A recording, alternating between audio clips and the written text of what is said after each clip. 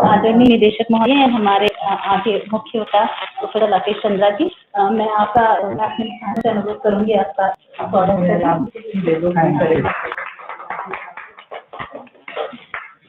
जैसा कि हम सभी लोगों को विदित है कि हमने हिंदी पखवाड़े का शुभारंभ संस्थान में कल से शुरू करना था, पर आप सब जानते कुछ तकनीकी खराबी की वजह से कल वो लेक्चर नहीं हो पाया। लेकिन इसकी एक अच्छी बात ये प्रोफेसर चंद्रा जी हमारे भी पर्सनली मौजूद हैं, तो ये जो है क्या कहते हैं हमारे लिए बहुत खुशी की बात है और हम सब लोगों को उनको एटलीस्ट जो कमेटी रूम में उन सबको लाइव सुनने का मौका मिलेगा और आप सब भी उनके भाषण से जो है बहुत लाभान्वित होंगे, मैं पूरी उम्मीद करती हूँ। और अब मैं अपने निदेशक महोदय जी से अनुरोध करूंगी कि वो 2 शब्द कहें।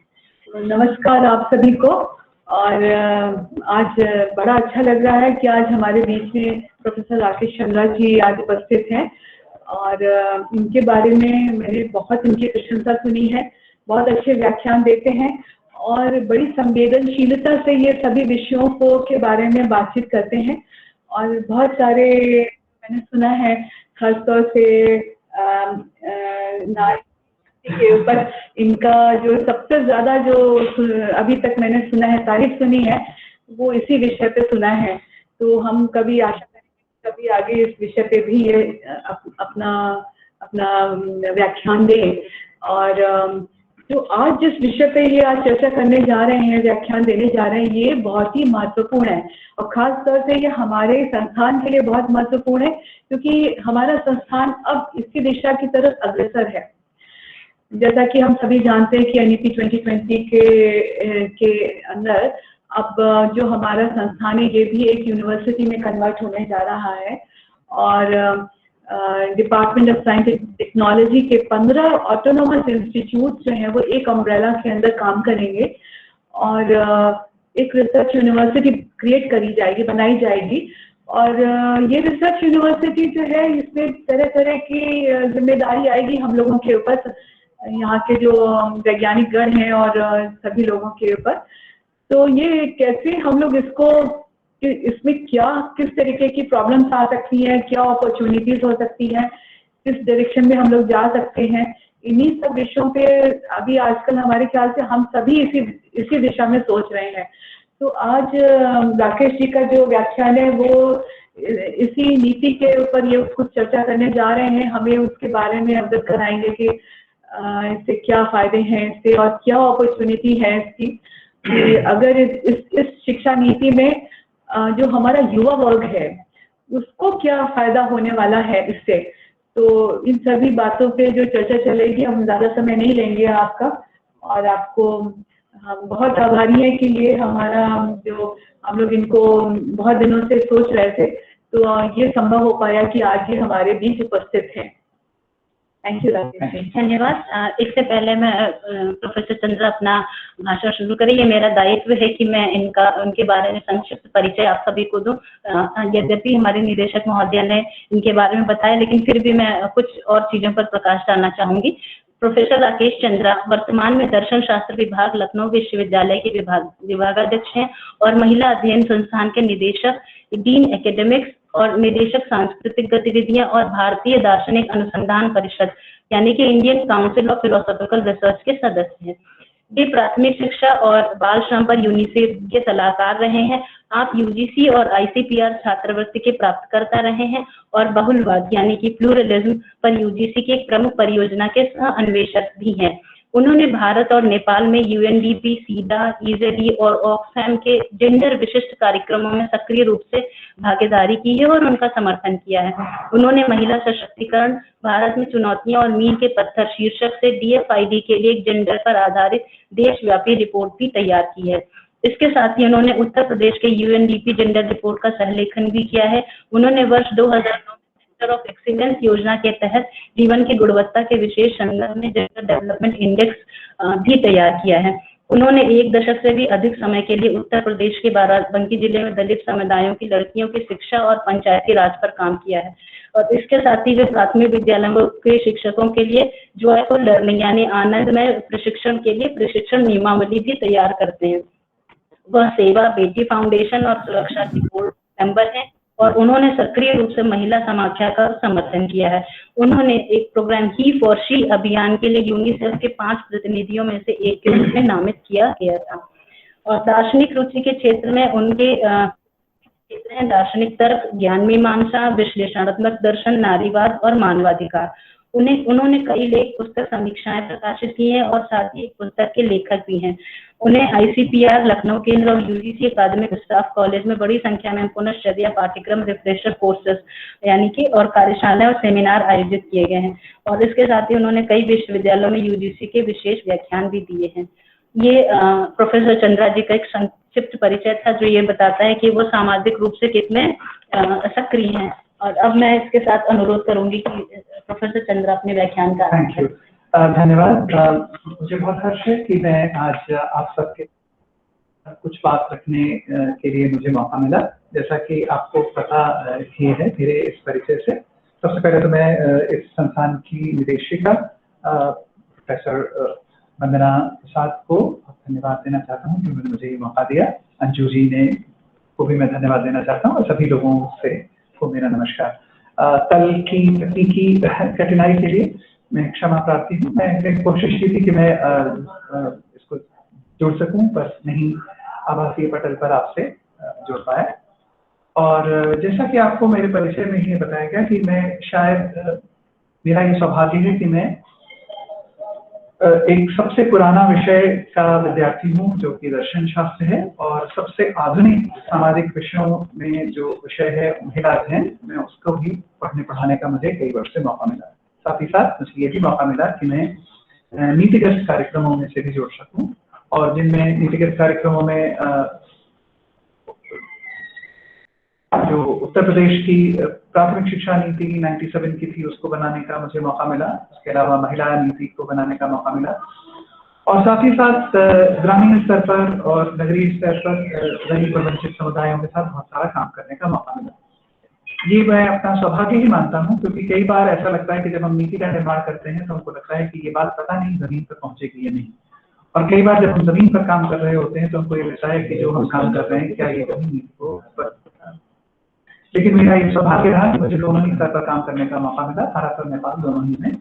और हमारे जैसे बहुत सारे टीचर्स को ये मौका मिलता है, क्योंकि जब भी कोई नीति बन रही होती है तो जरूर लोग बात एकेडमिक लोगों को बुलाते हैं, और एकेडमिक लोगों के साथ भी जो अकादमिक लोग काम कर रहे होते हैं उनका अंदर में भी जो हम लोग एक बात कर रहे हैं, मुझे ये हर्ष है कि आज हम लोग एक राष्ट्रीय शिक्षा नीति के बारे में चर्चा करने के लिए बैठे हैं। मैं कुछ छोटी सी बातें आप सभी बुद्धिजीवी हैं और अध्ययन से जुड़े हुए हैं, और जैसा कि डॉक्टर वंदना प्रसाद ने भी आपको बताया कि आपका यूनिवर्सिटी बनने वाला है, एक विश्वविद्यालय के रूप में आपका केंद्र बन जाएगा, और ये एक बिल्कुल स्पेशल स्टेटस होगा जो कि खासतौर से रिसर्च यूनिवर्सिटीज को शोध विश्वविद्यालय बनाने की जो परियोजना इस नई शिक्षा नीति के या इस राष्ट्रीय शिक्षा नीति के अंतर्गत की जाती है। ये बार बार हम लोग को लगता है कि हम इसको नई शिक्षा नीति कहें या नहीं कहें, ये राष्ट्रीय शिक्षा नीति है, नेशनल एजुकेशन पॉलिसी अपने आप को कहती है। पिछली वाली जो पॉलिसी थी वो अपने आप को नई शिक्षा नीति के नाम से, न्यू एजुकेशन पॉलिसी, जिसके के आगे उसमें एक पहले नीति बनी, फिर उसके बाद एक प्रोग्राम ऑफ एक्शन बना, प्लान ऑफ एक्शन बना, फिर इवैल्यूएशन का हुआ, और उसके पिछली वाली जो नीति थी उसके बारे में आप सब जानते हैं कि उसमें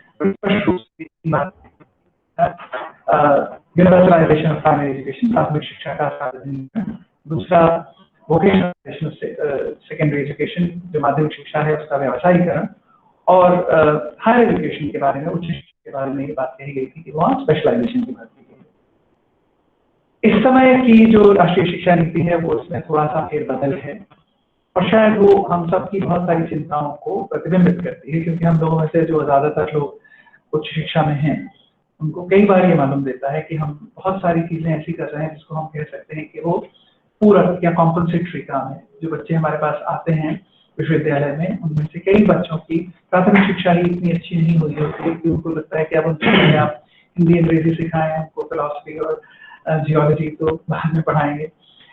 और उसी तरह से ये बात भी लगती है कि सेकेंडरी एजुकेशन की भी कई क्षतिपूर्ति हम लोगों को करनी पड़ती है जो संवेदनशील अध्यापक अध्यापिका हैं। वापस आप ये कह सकते हैं कि तुम्हें नहीं आता तो अपने घर में बैठो, पर ये बहुत देर तक चलता नहीं, और हम सबको पता है कि जो भी अध्यापक अध्यापिका बच्चों से काम करा रहे होते हैं या बच्चों के साथ काम कर रहे होते हैं तो थोड़ी देर तो वो नाराज होते हैं, पर थोड़ी देर में उनको समझ में आता है कि नाराज होने से कोई लाभ नहीं। हमारा तो मुख्य कर्तव्य ये है कि हम बच्चों को पढ़ाएं। और यही बात मैं बार बार अपनी हर जब भी आप जैसे युवा और शिक्षा विदों से बात करता हूँ तो मैं ये वाली बात सबको याद दिलाता हूँ कि अक्सर हम लोग से जब पूछा जाता है कि आप क्या करते हैं, तो हमारे जैसे जो अध्यापक अध्यापिकाएं हैं वो कहते हैं I am a teacher of geology, I am a teacher of botany, I am a teacher of English, I am a teacher of philosophy. और मुझे उनको याद दिलाना पड़ता है कि ये शायद अगर आप इसको दूसरी तरह से समझें तो आपको ये कहना चाहिए I am a teacher of students who teaches botany, a teacher of students who teaches philosophy। और ये बात हम लोग अपने आप को बार याद दिलानी जरूरी होती है कि विषय तो कोई भी पढ़ा रहे हैं, पढ़ा तो हम बच्चों को रहे हैं, तो विद्यार्थियों के अध्यापिका या अध्यापक हैं।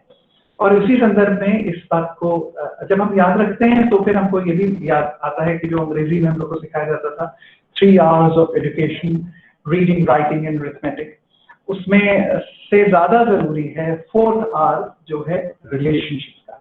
सबसे ज्यादा जरूरी है कि हमारा संबंध अपने बच्चों से क्या हुआ, ये बच्चे कौन हैं, ये कहाँ से आए हैं, ये क्या सीख रहे हैं, क्या समझ रहे हैं। हिंदी पखवाड़ा हम बना रहे हैं, हम लोग हिंदी में के बारे में बातचीत कर रहे हैं और हिंदी को इस क्षेत्र के अंतर्गत हम मातृभाषा भी कह रहे हैं। इसके बारे में भी जब हम चिंतन करते हैं तो हम लोग अगर आप विश्वविद्यालय में भी बात करें तो जो बहुत सारे बच्चे हमारे पास आते हैं उनसे अगर हम पूछें कि आप बेटे आपकी मातृभाषा क्या है, तो अगर वो ईमानदारी से बात जवाब देंगे तो उनमें से अधिकांश बच्चे ऐसे होंगे या एक बड़ा समुदाय ऐसा होगा जो कि ये कहेगा कि हमारी मातृभाषा भोजपुरी है, हमारी अवधी है, हमारी मातृभाषा मागधी है। और भोजपुरी में भी हमारी ये मिर्जापुर की भोजपुरी है, कोई कहेगा बनारस की भोजपुरी है, कोई जना कहेगा कि मधुबनी की भोजपुरी है। तो मातृभाषा भी, और ये एक बड़ी रोचक बात है कि जिस मातृभाषा के बारे में हम बात कर रहे हैं अधिकांश माताओं को हमने शिक्षित ही नहीं किया ताकि वो आगे चलकर वो भाषा बोल सकें जिसको हम लोग स्टैंडर्ड हिंदी कहते हैं।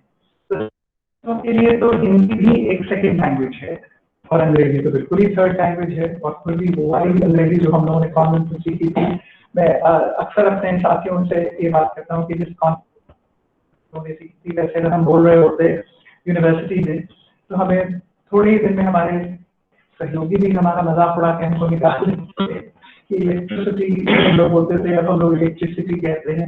ऑब्वियसली जो करेक्ट ट्रांसलेशन होते थे वो सारे ट्रांसलेशन जो होते थे वो सब हम करते थे क्योंकि हम वैसे बोलेंगे तो कहेंगे अच्छा अब ये भी उतरे हो जहाज से।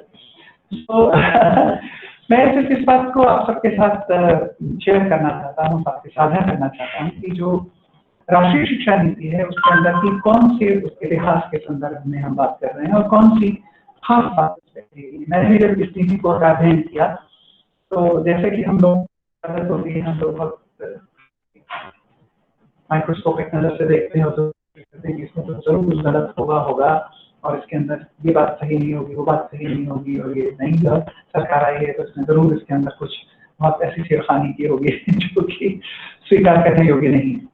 पर मैं आपको विश्वास करता हूँ कि जब मैंने खासतौर से उच्च शिक्षा के संदर्भ में जब ये पढ़ा और मैं भी बहुत ही आलोचनात्मक दृष्टि से इसको देखा था क्योंकि मेरा विषय ही आलोचना का विषय है, तो मुझे बहुत ही हर्ष हुआ कि नीति के तौर पर ये नीति अपने आप में बहुत ही समावेशी नीति है। पर इस बात को भी हमको याद रखना चाहिए कि ये नीति आरंभ होती है इसी बात से कि हमको अपने भारत के गौरवशाली इतिहास का ध्यान रखना चाहिए। तो तक्षशिला, नालंदा इत्यादि का इसके अंदर जिक्र होता है और उसमें ये कहा जाता है कि ये बड़े विश्वविद्यालय थे जहाँ पर दुनिया के तमाम लोग आकर पढ़ने आते थे। और ये बात सही भी है, लेकिन ये बात भी जहाँ पर हम तक्षशिला, नालंदा और विक्रमशिला जैसे बड़े बड़े संस्थानों की बात करते हैं वहीं पर लेकिन हमें ये बात भी नहीं भूलनी चाहिए कि व्यवस्थित रूप से जिसको हम आज भारत का भूखंड कह रहे हैं, इस भूखंड में पूरे भारत में पैन इंडिया जिसको हम कहेंगे संपूर्ण भारत में एक ही प्रकार की व्यवस्था लाने का जो प्रयास का इतिहास है वो असल में 1813 से शुरू हुआ। तो जो चार्टर एक्ट है 1813 का, उसके क्लॉज 43 में 43 में ये बात कही गई कि हम लोगों को एक पूरे भारत के लिए एक प्रकार की शिक्षा की व्यवस्था की एक नीति बनानी चाहिए। और उसमें ये बात कही गई है कि जो गवर्नर जनरल थे उन्होंने कहा कि जो कुछ भी हमारे पास एक्स्ट्रा जो अधिक पैसा बचेगा, और उन्होंने कहा कि जो हमें रेंट से, रेवेन्यू से, प्रॉफिट से पैसा मिलता है, उसमें से जो हमारा पैसा आता है, जो हमारी आय होती है, उसमें से भी जो पहला खर्चा है वो मिलिट्री पे, दूसरा सिविल और कमर्शियल एस्टैब्लिशमेंट पर, तीसरा जो हमने कर्ज ले रखा है उसके ऊपर जो हमें जो इंटरेस्ट देना है वो इंटरेस्ट देने पर, और उसके बाद जो पैसा बचेगा उसमें से जो 1 लाख रुपया बचा है, उस 1 लाख रुपए को हम पूरी शिक्षा में कैसे खर्च करें, इसकी व्यवस्था, पहली व्यवस्था की बात कही थी इन्होंने 1813 में। और उसमें ये वाली बात बहुत ही स्पष्ट है, बड़ी रोचक बात है, क्योंकि अंग्रेजों का जमाना है, कि उन्होंने कहा कि हम लोग ये करेंगे कि हम पुनर्जागरण करेंगे अपने साहित्य का, और यहाँ के जो स्थानीय विद्वान हैं उनको प्रोत्साहित करेंगे। अंग्रेजी में जो उन्होंने बात कही थी वो ये थी, set apart applies for the revival and improvement of literature and encouragement of the learned natives of India. और फिर उन्होंने ये बात कही थी कि विज्ञान की जो जानकारी है वो हम सबको उपलब्ध कराने की कोशिश करेंगे।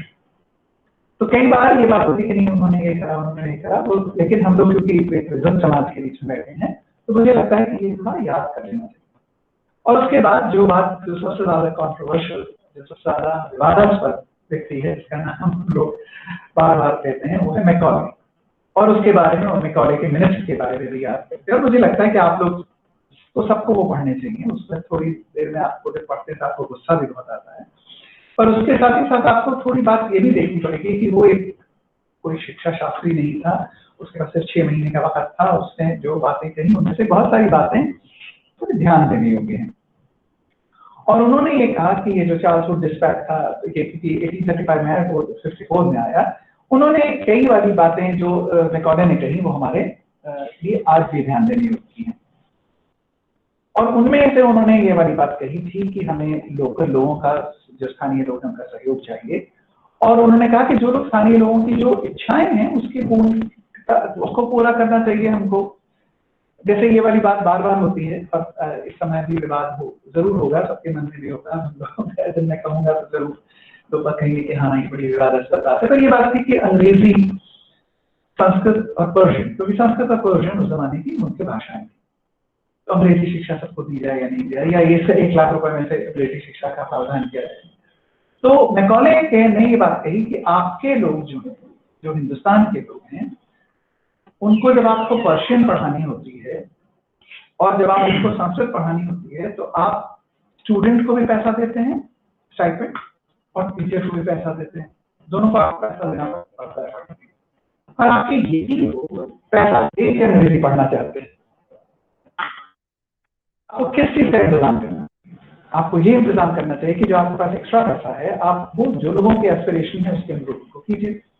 और इसी बात पर राजा राममोहन रॉय इत्यादि ने भी बात ये कही, जब ये बात मानी जाती है कि उन्होंने एक्सेप्ट करा मॉडर्न एजुकेशन को। तो राममोहन रॉय को जब आप पढ़ते हैं तो आपको ये देखते हैं कि वो फर्स्ट मॉडर्न आदमी है, ये पहला आदमी है जो कि एजुकेटेड हिंदुस्तानी, जिसने की यात्रा की हिंदुस्तान से शिप से, और वो इंग्लैंड गए और उन्होंने वहां पे उनसे, क्वीन से ये बात कही कि आप यहाँ पर हस्तक्षेप कीजिए सतीदाह प्रथा के। और ये वो आदमी थे कि जब से कहते नहीं कि हमारी भारतीय सभ्यता है, हमारी भारतीय सभ्यता, हमने कहा भारतीय सभ्यता है तो लोगों को पता है कि कौन सी सभ्यता, वेद आपके पता है लोगों को। तो उन्होंने कहा सबसे पहले तो वेदों को बंगाली में उसका अनुवाद कराइए ताकि उनको पता तो चले कि ये हमारे हैं, और फिर अंग्रेजों के सामने भी अंग्रेजी में अनुवाद कराइए ताकि उनको पता चले कि आपको बेवकूफ नहीं है, आपके पास कोई चीज है। सिर्फ ये कहने भर से कि भाई हम बहुत महान सभ्यता हैं और हमारे पास ये हो है, तो कौन वो हमको जितने लोग यहाँ बैठे हैं, हम सब में से कितने वेद ने ऋग्वेद पढ़े? क्या किसी को पता है कि ऋग्वेद नाम की कोई किताब नहीं होती? ऋग्वेद संहिता होती है, फिर आरण्यक होते हैं, फिर होते हैं। तो आप ऋग्वेद लेकर आप जाएंगे कैटलॉग में भी तो आपको एक भी किताब नहीं मिली। उसमें कितने मंडल हैं, उन मंडलों में क्या प्रश्न दिया हुआ गया है, ऋग्वेद में क्या लिखा था, अथर्ववेद में क्या लिखा हुआ, क्या ऋग्वेद और सामवेद में एक ही बात लिखी गई है? क्योंकि ये बात सही है, सामवेद में 72-73 ऋचाएं नहीं है, बाकी सारी वो गाई जाएंगी उसको गेयता के आधार पर सामवेद में लिखा जाए, वो कोई अलग चीज ही नहीं है। जो यजुर्वेद है उसके अंदर मुख्य रूप से यज्ञ कर्म के बाद भी कहा गया।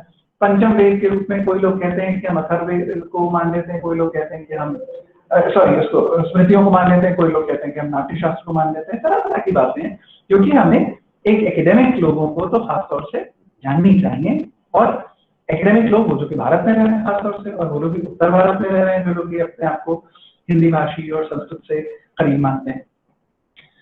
इंडियन एजुकेशन कमीशन 1880-83 में बना और उसमें ये बात कही गई कि उच्च शिक्षा को विशेष रूप से राज्य को उसमें पैसा खर्च करना चाहिए। और ये बड़ी रोचक बात है कि आप ये सोचें कि स्टेट को खर्च करना चाहिए। अभी भी हम लोग बार बार ये चिंता करते हैं कि प्राइवेटाइजेशन नहीं होना चाहिए, प्राइवेटाइजेशन नहीं होना चाहिए, लेकिन हमारा प्राइवेटाइजेशन के विरुद्ध कई अलग अलग तरह के आर्गुमेंट है। उस जमाने में जो उन्होंने कहा कि उच्च शिक्षा में मुख्य रूप से सरकार को हस्तक्षेप करना चाहिए, उनका ये कहना है कि अगर सरकार उच्च शिक्षा को फंड नहीं करेगी, उसके लिए अपनी अर्थ की व्यवस्था नहीं करेगी, तो वास्तव में आपकी स्थिति ये होगी कि चर्च ले जाएगा। क्योंकि आपको ये पता ही है कि जो हमारा यूनिवर्सिटी सिस्टम है, इसमें ये क्लरिकल सिस्टम है जो एक्चुअली डेवलप यूरोप में जो हुआ था वो चर्च से ही हुआ था, तो वो इसी वजह से जो पोजीशंस भी हैं वो उसी तरीके से होती। अब ये बात थी कि क्या सभी लोगों को एक ही टेक्स्ट बुक पढ़ाई जाए, सभी लोगों को एक ही एग्जाम दिया जाए। और आप ये देखेंगे कि जनवरी 27, 1902 में इंडियन यूनिवर्सिटी कमीशन अपॉइंट हुआ और उन लोगों ने एक जो पास किया उसके अंतर्गत उन्होंने जो सिस्टम इजाद किया था वो था 3+5+2+4। उसके अलावा एक और बहुत ही महत्वपूर्ण जो शिक्षा का आंदोलन जिसको हम लोग कहते हैं नेशनल एजुकेशन मूवमेंट, वो 1890 से 9005 तक था। और गुरुदास या गोरुदास बैनर्जी जो थे वो पहले हिंदुस्तानी वाइस चांसलर थे जिन्होंने इस बात पर बल दिया कि हमें मातृभाषा को मीडियम ऑफ इंस्ट्रक्शन बनाना चाहिए। और यहाँ पर मैं आप लोगों से चाहता हूं कि क्योंकि हम लोग एक चिंतन कर रहे हैं, हम लोग को इसके बारे में कई चीजें सोचनी चाहिए। मातृभाषा में अध्ययन होना चाहिए, ये बात सही है कि गलत है? इस सवाल के ऊपर लोग बात जब भी जल्दी से जवाब देने लगते हैं तो मेरा एक आग्रह और ये होता है कि उनको ये भी देखना चाहिए आगे कि हम किस स्तर पर बात कर रहे हैं। क्योंकि जब हम शिक्षा की बात करते हैं तो हम पूर्व प्राथमिक शिक्षा, प्राथमिक शिक्षा, माध्यमिक शिक्षा, उच्च शिक्षा, सतत जीवन पर्यंत शिक्षा, इन सब की बात कर रहे हैं। मातृभाषा में शिक्षण का जो मुख्य स्वर है वो कहां पर सबसे ज्यादा प्रासंगिक है? और मुझे लगता है कि जिसने भी डेवलपमेंटल साइकोलॉजी पढ़ी है बच्चों के विकास के बारे में, और जिसने नहीं भी पढ़ी है, जिसने अपने सामने अपने बच्चों को बड़े होते हुए देखा है या जिसको अपने बचपन याद है, उसको ये बात बिल्कुल साफ होती है कि जो आपको शुरुआती शिक्षा हमेशा ऐसी करनी चाहिए from the familiar to the unfamiliar, परिचित से अपरिचित की ओर। परिचित क्या है? वो जबान जो जबान आप अपने घर में बोलते हैं। तो हम लोग लखनऊ में कौन सी जबान बोलते हैं? लखनऊ में हम लोग जो जबान बोलते हैं वैसी जबान बनारस में नहीं बोली जाती, वैसी जबान भोपाल में नहीं बोली जाती। उनकी हिंदी के मुकाबले हमारी हिंदी में बहुत सारे शब्द उर्दू के होते हैं, जो हमारी जबान ज्यादा साफ होती है, उनकी जबान इस तरीके की नहीं होती, वो लोग कुछ बात करते हैं। और यहाँ के बच्चों को जब हम पढ़ा रहे हैं, और यहाँ पर भी अलग अलग बस्ती के अलग अलग बच्चे, और जैसे मैंने आपसे कहा कि जो बच्चे कहीं और से आए हैं, तो मातृभाषा में अध्ययन प्रारंभ करना अपने आप में बिल्कुल सही बात है। तमाम दुनिया का कोई भी शिक्षाविद इसी बात का समर्थन करेगा। पर क्या मातृभाषा पर ही अटकते हैं? आपको क्या ये नहीं लगता कि छोटे बच्चे बहुभाषी हो सकते हैं? बहुत छोटे बच्चे बहुत आसानी से 2-3 लैंग्वेज सीख लेते हैं। हम लोगों को जब पीएचडी के टाइम पे ये जरूरत थी कि आपको एक और लैंग्वेज करनी है, तो मैं अपने व्यक्तिगत बताता हूँ, मुझे जर्मन सीखी मैंने और मुझे बड़ी कठिनाई हुई।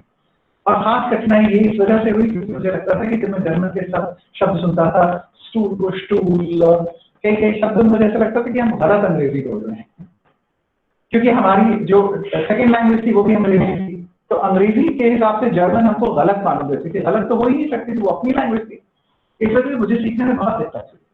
लेकिन मुझे ये जरूर पता है कि अगर कोई 10 साल का बच्चा होता और बल्कि 5 साल का बच्चा होता तो बड़ी आसानी से 2-3 भाषाएं सीख लेता।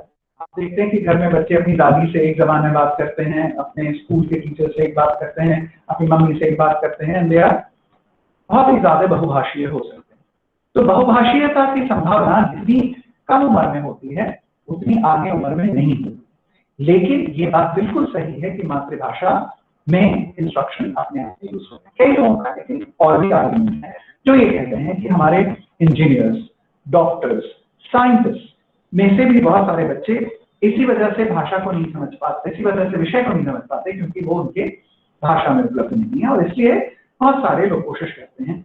मेरा अपना व्यक्तिगत मानना ये है कि ये जरूरी उतना जरूरी नहीं है। मुझे लगता है कि बच्चों को दूसरी भाषाएं सीखने की ताकत होनी चाहिए, मातृभाषा में आरंभ करना चाहिए, मातृभाषा से अन्य भाषाओं पर जाना, 2 लैंग्वेज, 3 लैंग्वेज, 4 लैंग्वेज फॉर्मूला ठीक है, लेकिन फोकस ऑन मदर टंग बिल्कुल जरूरी है, क्योंकि ये भी बात सही है कि एक पूरी सभ्यता को तमाम विश्व एक तरह से नकार देता है जब वो कहता है कि तुम्हारी भाषा गंवार है। और ये बात आपने देखा ही, और मैं अपने बच्चों को यूनिवर्सिटी में बीए के, मेरे जितने भी पिछले 25-30 साल से बच्चे हों, वो इस बात पर बाद में जरूर हंसते हैं कि मैं पहली ही क्लास में बीए के बच्चों को ये बताता हूँ कि तुम लोग अंग्रेजी भाषा से मत डरा करो। अंग्रेजी वास्तव में बहुत ही गंवारों की भाषा थी। इंग्लैंड में जो सभ्य लोग थे वो लैटिन और फ्रेंच पढ़ते थे, और उसके बाद जो देहाती होते थे वो अंग्रेजी बोलते थे, और जो कि केल्टिक से बनी थी। तो हम लोग देहात से, तुम लोग आए हो तो तुम लोग देहाती सीख लो। पर और अंग्रेजी भाषा का कोई इतना डर अपने मन से आप निकाल दीजिए कम से कम से। लेकिन ये बात बिल्कुल सही है कि अंग्रेजी भाषा एक विशेष प्रकार की सभ्यता, एक विशेष प्रकार के वर्चस्व, एक प्रकार की वर्गवाद और एक प्रकार की बौद्धिकता के साथ जोड़कर ये मानना कि आप स्थानीय भाषाओं का को नकारें, ये बिल्कुल गलत बात है। और शायद इसी बात को दोबारा रेखांकित करने के लिए हम लोग हर बार के हिंदी पखवाड़ा भी बनाते हैं, और अगर हम बंगाल में होते तो बंगाली पखवाड़ा मना रहे होते। तो ये स्थानीय भाषाओं का सम्मान करना, स्थानीय भाषाओं को संवर्धित करना, स्थानीय भाषाओं में भी अधिक से अधिक चीजों को उपलब्ध कराना, ये जरूर एक महत्वपूर्ण बात है, जो कि मैं सिर्फ याद दिला रहा हूं कि ये राष्ट्रीय शिक्षा नीति जहां रेखांकित करती है, ये बात सबसे पहले नेशनल एजुकेशन कमीशन ने भी रेखांकित की थी, और ये बार बार की है। और मुझे लगता है कि आपके यहाँ साइंस में बहुत बार बार ये कोशिश होती है कि कैसे करें, और मुझे बड़ा रोचक लगता है, बड़ा सुंदर लगता है कि जब एक बार जब इनके ट्रांसलेशंस में देखता हूँ तो मैं देखता हूँ कि वो क्या करेंगे। जब सॉफ्ट मेटल्स के लिए जब वो मृदु लवण शब्द का इस्तेमाल करते हैं तो मेरा बड़ा स्वीट लगता है, कितना सुंदर सा शब्द बनाया कि वो नहीं तो आप मृदु तो जनरली आप टेस्ट एसोसिएट करते हैं, पर वो मृदुता का अर्थ वास्तव में कोमलता ही होता है, और इसीलिए उसको मृदु लवण जब आप करते हैं तो बहुत अच्छा लगता है। लेकिन ये बात भी है कि कई लोगों को लगता है कि नहीं अंग्रेजी से भी हम लोग लोन ट्रांसलेशन कर सकते हैं, और इसीलिए हिंदी भाषा इतनी समृद्ध भाषा है क्योंकि इसमें बहुत सारा लोन ट्रांसलेशन है।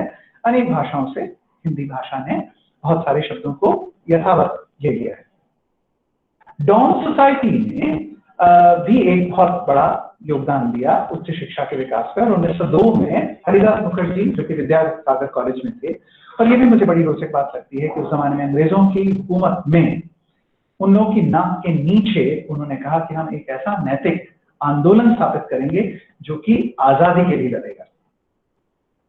तो जो राष्ट्रीय शिक्षा नीति के इतिहास में ये देखना बहुत ही रुचिकर है कि जब हमारे ऊपर इतनी क्रूर सरकार कायम थी, जो कि किसी भी अन्य सरकार से ज्यादा क्रूर थी, अंग्रेजों का हुकूमत हिंदुस्तान में जैसी हुकूमत रही इतनी क्रूरता किसी ने नहीं।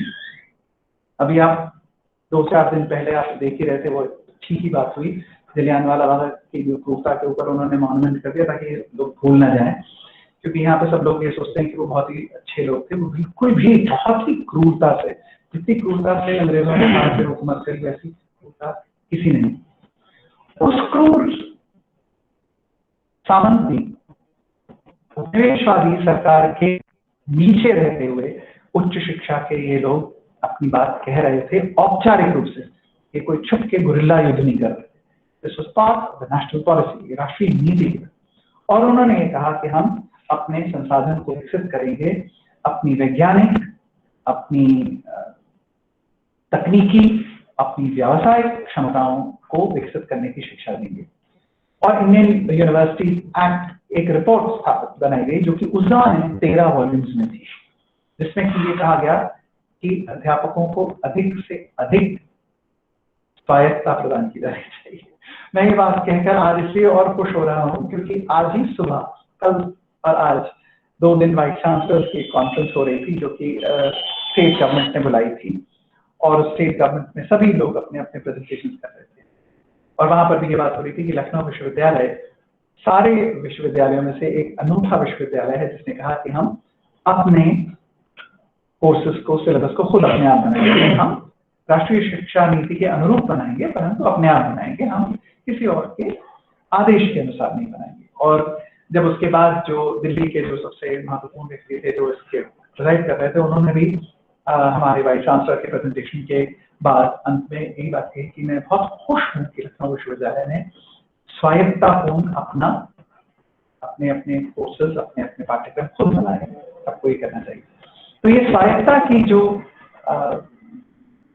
चाहना है और उसकी जो मांग है, ये मांग उस जमाने से स्वीकार की गई थी कि 1917-19 में भी ये बात है कि अध्यापकों को अधिक से अधिक, और जैसे अभी प्रोफेसर वंदना प्रसाद ने कहा कि ये जो रिसर्च यूनिवर्सिटी बनाना, कॉलेजेस को ऑटोनॉमस बनाना, ये सब उसी बात का है कि आप धीरे धीरे करके लोगों को इतना ताकतवर बनाइए कि वो अपनी बात को अपनी तरह से विकसित करें और उसके अनुसार ऐसा पाठ्यक्रम बनाएं जो पाठ्यक्रम उनके हिसाब से उपयोगी है और वो आगे उनको बढ़ा दे। सभी लोग एक ही बात करेंगे, ये बात जरूरी नहीं है, खासतौर से उच्च शिक्षा में बिल्कुल भी जरूरी नहीं। और तब भी ये बात कही गई थी कि मुसलमानों के लिए आप एक अलग से कोशिश कीजिए, पर्देदार जो औरतें हैं उनकी अलग से कोशिश कीजिए, क्योंकि पर्देदार औरतें सिर्फ मुसलमान नहीं होती थी, हिंदू औरतें भी पर्देदार होती थी। आप अगर शिक्षा के इतिहास को देखें तो आप शिक्षा के इतिहास की तस्वीरों को आप देखें तो सबसे पहले जब बेथुन कॉलेजेस बने थे तो लड़कियों के लिए उन्होंने फिटन बनाते थे। फिटन एक तरीके का तांगा होता था, इसके साथ एक चादर लगी रहती थी, उसके ऊपर संस्कृत में कुछ बातें लिखी रहती थी, तो लड़कियां उसके अंदर चुप के आती थी, अंदर पढ़ने जाती थी। तो ये भी बड़ी रोचक बात है कि जब स्कूल खुले तो उसमें सबसे पहले केवल बाल विधवाएं बच्चियां पढ़ने आती थी। और उस जमाने में बहुत सारे शिक्षा के जो डिबेट थे उनमें से एक डिबेट था कि लड़कियों को क्या शिक्षा दी जाए, और ये एक बड़ी रोचक और दुर्भाग्यपूर्ण इतिहास है। जैसा प्रोफेसर प्रसाद कह रही थी कि मैं लिंग भेदभाव के बारे में बहुत समय से चिंतित भी रहता हूँ, कोशिश भी करता रहता हूँ। तो वहां पर एक ये बड़ी रोचक और दुर्भाग्यपूर्ण इतिहास है कि उस जमाने में भी सरोजिनी नायडू जैसी प्रबुद्ध महिला ने भी ये कहा कि पुरुषों को स्त्रियों से डरने की जरूरत नहीं है, लड़कियों को हम मैथ साइंस नहीं पढ़ाएंगे, उनको हम होम साइंस और संस्कृत पढ़ाएंगे। और आप सोचिए कि ये सरोजिनी नायडू वो है जो नाइटिंगेल ऑफ इंडिया, जिनको रविंद्रनाथ ने कहा, जो इतनी ज्यादा अंग्रेजी में कविता लिखती थी, ऐसी अंग्रेजी में कविता लिखती थी जो कि अंग्रेजी यूनिवर्सिटी में पढ़ाई जाती थी, वो महिला है। पर फिर भी भारत के चीजों को देखकर उन्होंने बात कही। तो अपने आप में, और यहाँ पर फिर मैं ये बात कहूँ कि 1917 से 1919 में भी जब बात कही गई तो मदर टंग, मातृभाषा के विकास की बात कही गई। 1920 से 22 तक इस बात पर, जिसको हम कह रहे हैं राष्ट्रीय शिक्षा का आंदोलन, उसमें इस बात पर बार बार कहा गया कि भारत के लोगों का भारतीय शिक्षा के ऊपर अधिकृत होना चाहिए और साथ ही साथ हमें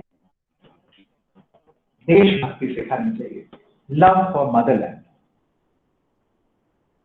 अब लगता है कि नहीं, ये नई गवर्नमेंट और यही सब कर रही है, but you have to remember this is 1922, तो याद रखना चाहिए। और इसमें भी जो सबसे रोचक बात है, जो मैं जरूर आपके साथ शेयर करूं, जो इस बात का समर्थन करने वाली कौन थी सबसे ज्यादा, वो थी एनी बेसेंट, जो कि भारतीय मूल की नहीं थी। ये बड़ी रोचक बात है कि आप लोग जब बनारस जाएंगे तो बनारस हिंदू यूनिवर्सिटी के अंदर जो मंदिर है काशी विश्वनाथ का, उस मंदिर के अंदर मैं भी जब देख रहा था तो एक तस्वीर लगी हुई है, उसके नीचे लिखा है बसंती देवी। एनी बेसेंट को उन्होंने इतना इंडियनाइज कर लिया कि उनका नाम अब होता है बसंती देवी, और उनके कॉलेज का नाम भी बेसेंटा कॉलेज, बसंता कॉलेज है। और एनी बेसेंट ने जो सबसे रोचक बात कही, बहुत सारी बातें उन्होंने की, बहुत सारा काम किया, और उन्होंने कहा कि हम ये नहीं चाहते कि भारत इंग्लैंड से अधिक सशक्त या अधिक बड़ा बने, बल्कि हम ये चाहते हैं कि भारत एक अधिक बड़ा भारत बने। तो हमारा किसी से कोई कंपटीशन नहीं। We don't want to become a mightier and a greater Britain, we want to become a mightier and a greater India.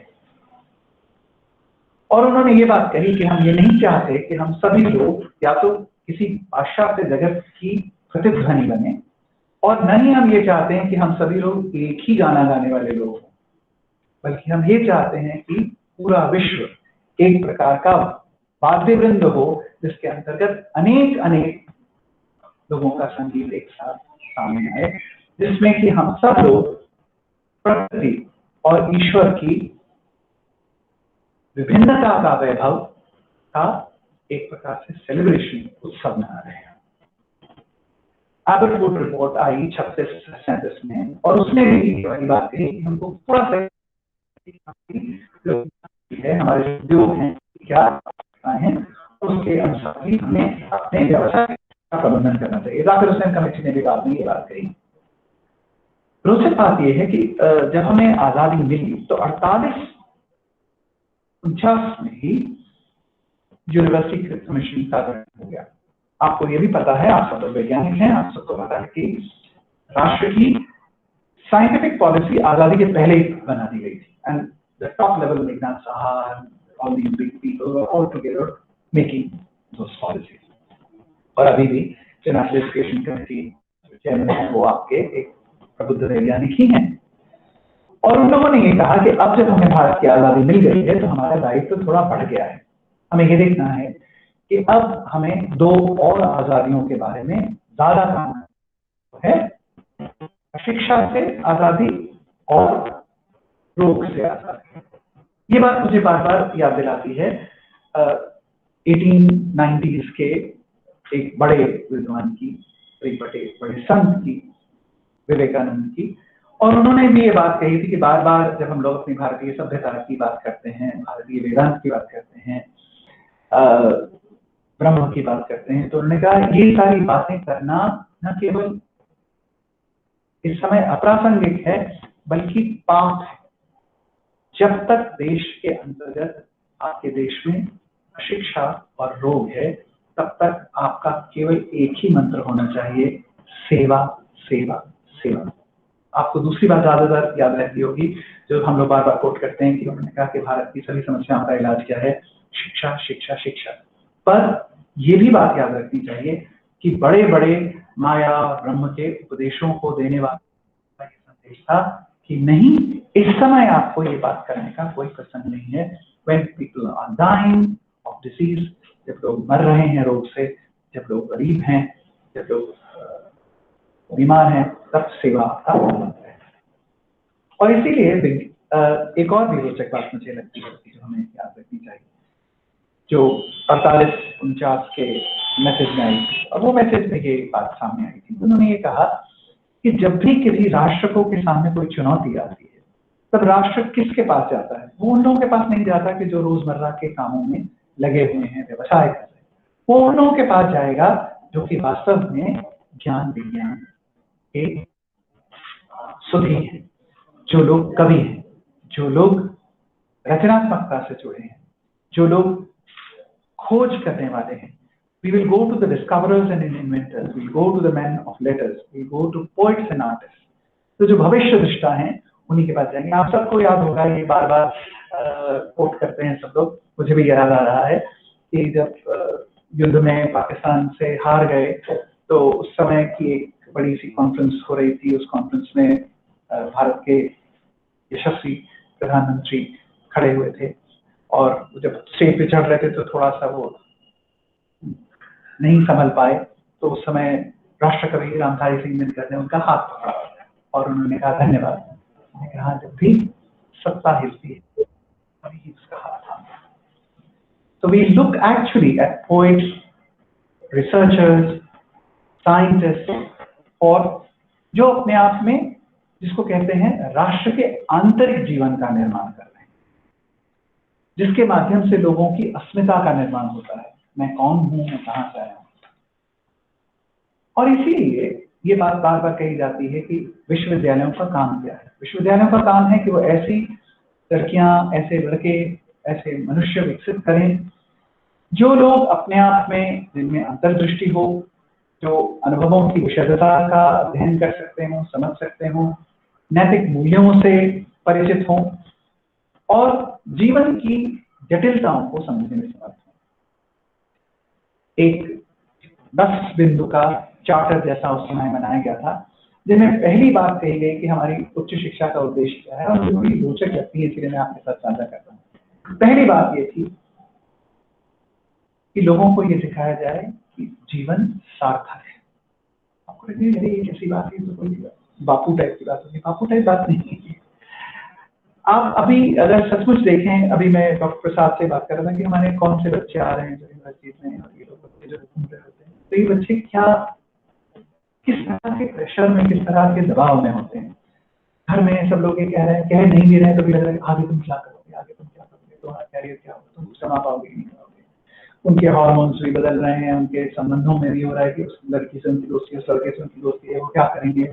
उन संबंधों में भी वो एक नाजुक दौर से गुजर रहे हैं, शरीर में भी बदलाव हो रहे हैं, आवाज भी बदल रही है, सब तरफ से वो एक बहुत दबाव में है।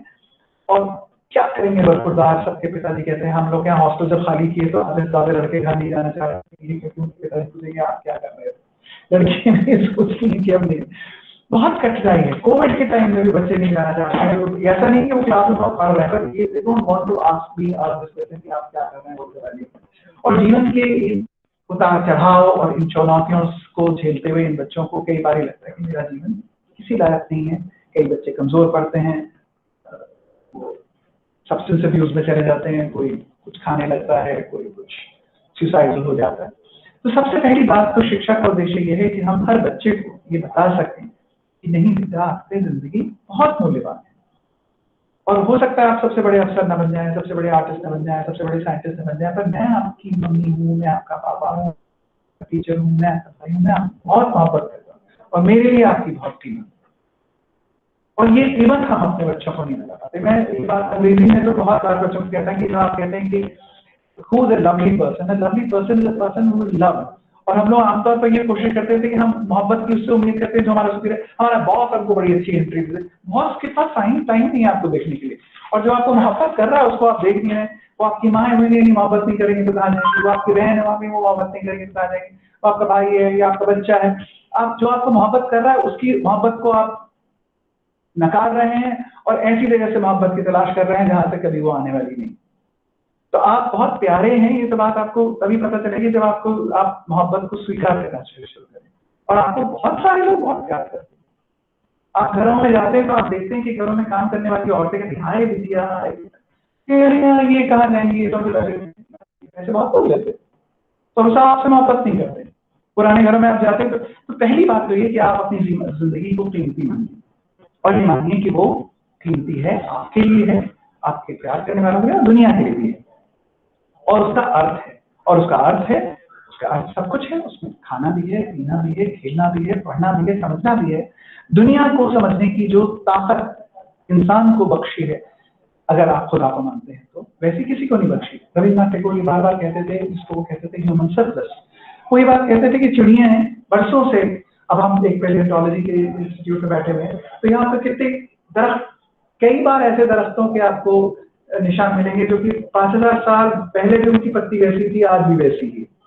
अगर आप चिड़ियों का अध्ययन कर रहे होते तो 5000 साल पहले भी चिड़िया वैसा ही घोंसला बनाती थी जैसा कि अब बनाती है। पर इंसान न केवल घर बनाता है बल्कि उसको खूबसूरत बनाता है। उसके प्लेटें, चम्मच, उसके खाने की विधियां, not only do we make things, we make them beautiful, we change. तो ये जो हमारी रचनात्मकता है, ये हमें सारी एनिमल किंगडम से, सारी प्लांट किंगडम से अलग बनाती है। ऐसा नहीं कि सब में एवोल्यूशन होता है, पर इतने कम समय में ह्यूमन क्रिएटिविटी, मानवीय रचनात्मकता का तो अद्भुत है। न केवल हम विज्ञान के नए चीजें देख रहे हैं, बल्कि हम तकनीक के माध्यम से, रचनात्मकता के माध्यम से, कलात्मकता के माध्यम से, कि मैं एक तरह का कपड़ा पहने हुए हूँ, उसमें एक तरीके का डिजाइन बना है, वंदना एक तरह का पहने हुए हैं, उसके अंदर एक तरह का बना हुआ है। आई रिमेम्बर मेरा एक बार झगड़ा हो गया जो हिंदुस्तान की 2 औरतों की साड़ी सीधी होती, होता है उसके एक जगह एक गांठ बनाई होती है तो दूसरी जगह दूसरी गांठ बनाई। इतनी रचनात्मकता से भरा हुआ ये विश्व है। और हमारे करीब की अगर बात करें तो भारत है, उत्तर प्रदेश की बात करें तो उत्तर प्रदेश है, लखनऊ की बात करें तो लखनऊ है। हर घर में अलग अलग तरह का खाना बन रहा है। तो जीवन की मूल्यात्मकता उसकी रचनात्मकता के संदर्भ में देखें। दूसरा जो बात है कि हम व्यक्ति के अंतर्गत जो उसकी आंतरिक क्षमता है जानने की, उसको विकसित करें। तीसरा, हम सामाजिक दर्शन लोगों के अंतर्गत किस प्रकार से प्रशासन किया जाता है उससे लोगों को परिचित करें। जैसे यहाँ के लोगों को पता होना चाहिए कि पंचायत राज क्या है, यहाँ के लोगों को पता होना चाहिए कि यहाँ पे पार्षद के इलेक्शन कैसे होते हैं और उसके अंदर क्या रिप्रेजेंट होता है। हम लोग कहते हैं हाँ नहीं कोई होगा मेयर, पर कौन है मेयर? वो हम सब लोग उसको इलेक्ट करते हैं। वो कौन है? वो जो कि हमारी नागरिक सुविधाओं को हमें उपलब्ध कराने का। मेयर हमारा प्रतिनिधि है। और सबसे ज्यादा ताकतवर कौन है? नगर के वासी, जो उसको ताकत देते हैं। सबसे ज्यादा ताकतवर कौन है? ग्रामवासी, जो कि ग्राम सभा को ताकत देते हैं। साथ ही साथ हम, और इसी से साथ ये बात जुड़ती है कि हम लोगों को प्रजातंत्र के लिए तैयार है। और ये वाली बात सही है कि जब बच्चों को घर में, फिर वो बात जेंडर वाली बात से भी इसको जोड़ने की कोशिश करूंगा सामाजिक लिंग के हिसाब से, कि जब घर में जब बच्चे पैदा हुए तब से पहले दिन से वो क्या खाएंगे क्या पिएंगे ये बात उनके माँ बाप तय कर देते हैं। उनमें माँ बाप नहीं बाप तय करते हैं हम सब। उसके बाद आप कौन सा विषय लेंगे ये टीचर तय करता है। फिर आपके हम लोग के स्कूल में ये था, जो बेवकूफ बच्चे हैं उनको हिंदी मीडियम में डाल जाएंगे, जो अकलमंद है वो इंग्लिश मीडियम में जाएंगे, जो ज्यादा तेज बच्चे हैं वो साइंस में जाएंगे। बाकी तो आपने एक वरीयता क्रम ऊपर से थोपा हुआ है जो हर बच्चे को मानना जरूरी हो जाता है। फिर आप कहते हैं नहीं अब आप चुनाव कर लीजिए, आप साइंस में जाना चाहते हैं, आर्ट्स में, कोई नहीं चुनता। वो सिर्फ इस हिसाब से चुनते हैं कि किस चीज को सामाजिक मान्यता है। बच्चे को बहुत संगीत से रुचि है, बच्चे को बहुत दर्शन से रुचि है, दर्शन तो उसको पता ही नहीं बल्कि, लेकिन इतिहास से रुचि, पर वो सोचता है कि नहीं इससे हम गधे माने जाएंगे तो हम कुछ और ले लेते हैं।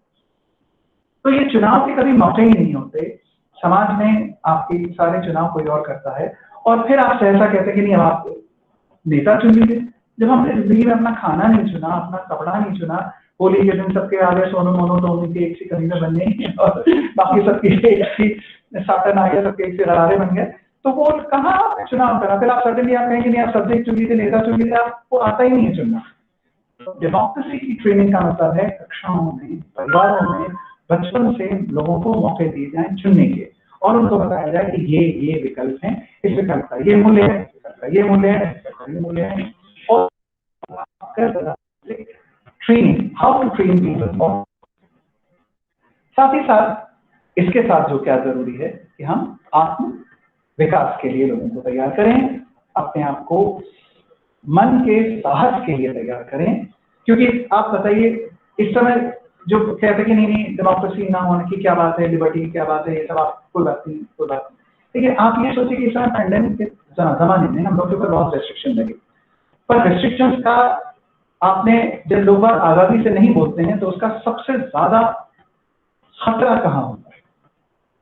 हम लोग को जो चाइनीज लेबोरेटरी की रिपोर्ट्स मिलती हैं वो ये मिलती है कि एक व्यक्ति ने कहा था कि ये गलत हो रहा है, उसको नहीं सुना। जब नहीं सुना और आपने कहा कि ये नहीं सुना तो फिर you are paying the cost. कई ऑर्गेनाइजेशंस के अंतर्गत शिफ्ट सिंक करता होता है या बड़ा ऑर्गेनाइजेशन कोलैप्स करता है तो वहां पर भी होता है कि सारे लोग जो मेंबर थे वो हाँ बॉस को कहते हैं और जो जना बोल रहा था उसको खामोश कर दिया गया। तो अपने आप में हम लोग सत्यान्वेषी हैं। सत्य के अन्वेषण में सबसे महत्वपूर्ण चीज है साहस, कि आप प्रश्न करने का साहस करें, आप खोज करने का साहस करें, खोज से उपलब्ध होने वाले प्रमाणों को सशक्त करने का साहस करें।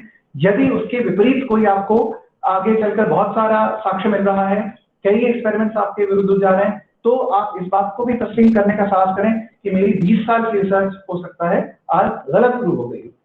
इसी को तो हम कहते हैं वैज्ञानिक तरीका, कि आप इस बात को तस्लीम करें कि हम विज्ञान कोई सत्य नहीं बताता, विज्ञान तो सत्यान्वेषण का मार्ग है। आज विज्ञान में जो चीज सत्य है वो हमेशा मानते हैं कि ये बात तो बिल्कुल गलत है, तब तो विज्ञान की दर्शाने पर कोई धर्मांधता बन जाएगी। इस कारण अपने अंतर्गत जो सबसे इंपॉर्टेंट जो हम मूल्य जीवन का देना चाह रहे हैं शिक्षा में, वो तो साहस का है। प्रश्न करने का साहस करो, उत्तर ढूंढने का साहस करो, उत्तर के लिए साक्ष्य प्राप्त करने का साहस करो, उसके अनुरूप जो अगर आपका निर्णय आया है उस पर बने रहने का साहस करो, और यदि विपरीत परिस्थिति के अंतर्गत यदि आपके पास साक्ष्य खत्म आ रहा है तो पूरे जीवन के अपनी बात को वापस लेने का भी साहस करो। और यही बात मुझे लगती है कि ये जो strength of conscious, integrity of purpose, fearlessness of the mind, ये अपने आप में विज्ञान, ज्ञान सभी का आधार है। साथ ही साथ हमें अपनी सांस्कृतिक विरासत के बारे में भी जानना बहुत जरूरी है। हमारी सांस्कृतिक विरासत क्या है और इसमें एक बड़ी रोचक बात होती है कि हमारी संस्कृति है क्या? क्या वेदों की हमारी संस्कृति है? क्या आदिवासियों की संस्कृति हमारी है? क्या बंगाल की संस्कृति हमारी है? क्या हमको पता है कि असम में कौन कौन से राजा हुए थे? क्या हमको पता है कौन कौन से राजा हुए थे? क्या हमको ये पता है कि राजाओं के अलावा क्या और लोग कोई होते ही नहीं थे? लखनऊ में सब लोग बात करते हैं कि लखनऊ नवाबों का शहर था, वाजिद अली शाह साहब थे और आसफउद्दौला साहब थे। पर मैंने आज से 20 बरस पहले जब यहाँ लखनऊ शहर में काम करना शुरू किया, तब 90 के दशक में, तब मैंने मोहल्लों के अंदर जाके देखा कि मोहल्लों में कौन लोग रहते हैं। जिन बच्चों के साथ मैंने काम किया वो बच्चों की शिक्षा पर मैंने काम किया, तो मैंने देखा ये बच्चे कौन हैं। कोई बच्चा पान पराग बेचता था, कोई लॉटरी का टिकट बेचता था, कोई मांझा बनाता था, कोई ठोक ठोक कर चांदी के बर्फ बनाता था, कोई चिकन का काम करता था, कोई बच्चे कबर खोदते थे, कुछ बच्चे गुठलियां सुखाकर उनको कतरते थे। ये सब क्या लखनऊ के बाशिंदे नहीं है? क्या ये लखनऊ को लखनऊ नहीं बना रहे हैं? क्या लखनऊ सिर्फ उमराव जान और मुजफ्फर अली और तवायफें और मुजरिमगिरी में ही सब कुछ हो जाता है? मैंने देखा है मोहल्ले हैं, जबजाली टोला, जहाँ पर लोग बात झल्लियां बनाते हैं। ऐसे जगह था जो चुड़ी मानव का मोहल्ला था, जिसके अंदर लोग चुड़ियां पकड़ते थे, नखास में जाकर इतवार को बेचते थे। चिकनकारी करने वाली तमाम औरतें लखनऊ का चिकन का काम करती थी। ये सारे लोग क्या लखनऊ के बाशिंदे नहीं है? क्या ये लखनऊ उनका नहीं है? ये सिवाय कि वो 4 रॉयल फैमिलीज और उनके 4 बच्चे जो सिर पे मुफ्त का मुकुट लगा के बैठ जाते हैं, ये उनका शहर? तो संस्कृति क्या है? और मुझे लगता है कि ये संस्कृति वो भी है, ये भी है। संस्कृति का निर्माण हम सब कर रहे हैं। जो लोग पान बना रहे हैं, जो पान उगा रहे हैं, जो पान खा रहे हैं, जो पान थूक रहे हैं, जो कह रहे हैं पान मत थूको, ये सब एक ही है। ये सब हमारी संस्कृति है। और संस्कृति अपने आप में बनती है चुनाव से। What do you choose? इसमें मैं एक रोचक आपको उदाहरण देना चाहता हूँ। एक रोचक उदाहरण ये है, त्रिविमर्श के अध्ययन में हम लोग देखते हैं कि भारत की अधिकांश कहानियां हम लोग देखते हैं ज्यादातर महाभारत से आई हैं, और महाभारत से भी नहीं आई है। उसके पहले एक बहुत बड़ा एक कोश है जिसको हम लोग कहते हैं बृहद कथा, उसमें से बहुत सारी कहानियां आई हैं।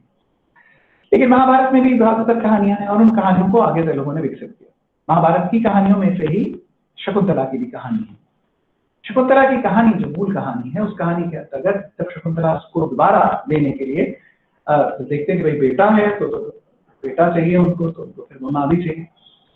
जब दुष्यंत कहते हैं कि फिर चलो, तो शकुंतला महाभारत की कथा में वापस नहीं जाती। लेकिन दूसरी कहानी जो अधिक लोकप्रिय कहानी है वो कालिदास की कहानी है, जिसके अंतर्गत वो चली जाती है। तो आपने चुनाव किया कि आप अपनी प्राचीन कहानियों में से कौन सी कहानी को चुनेंगे।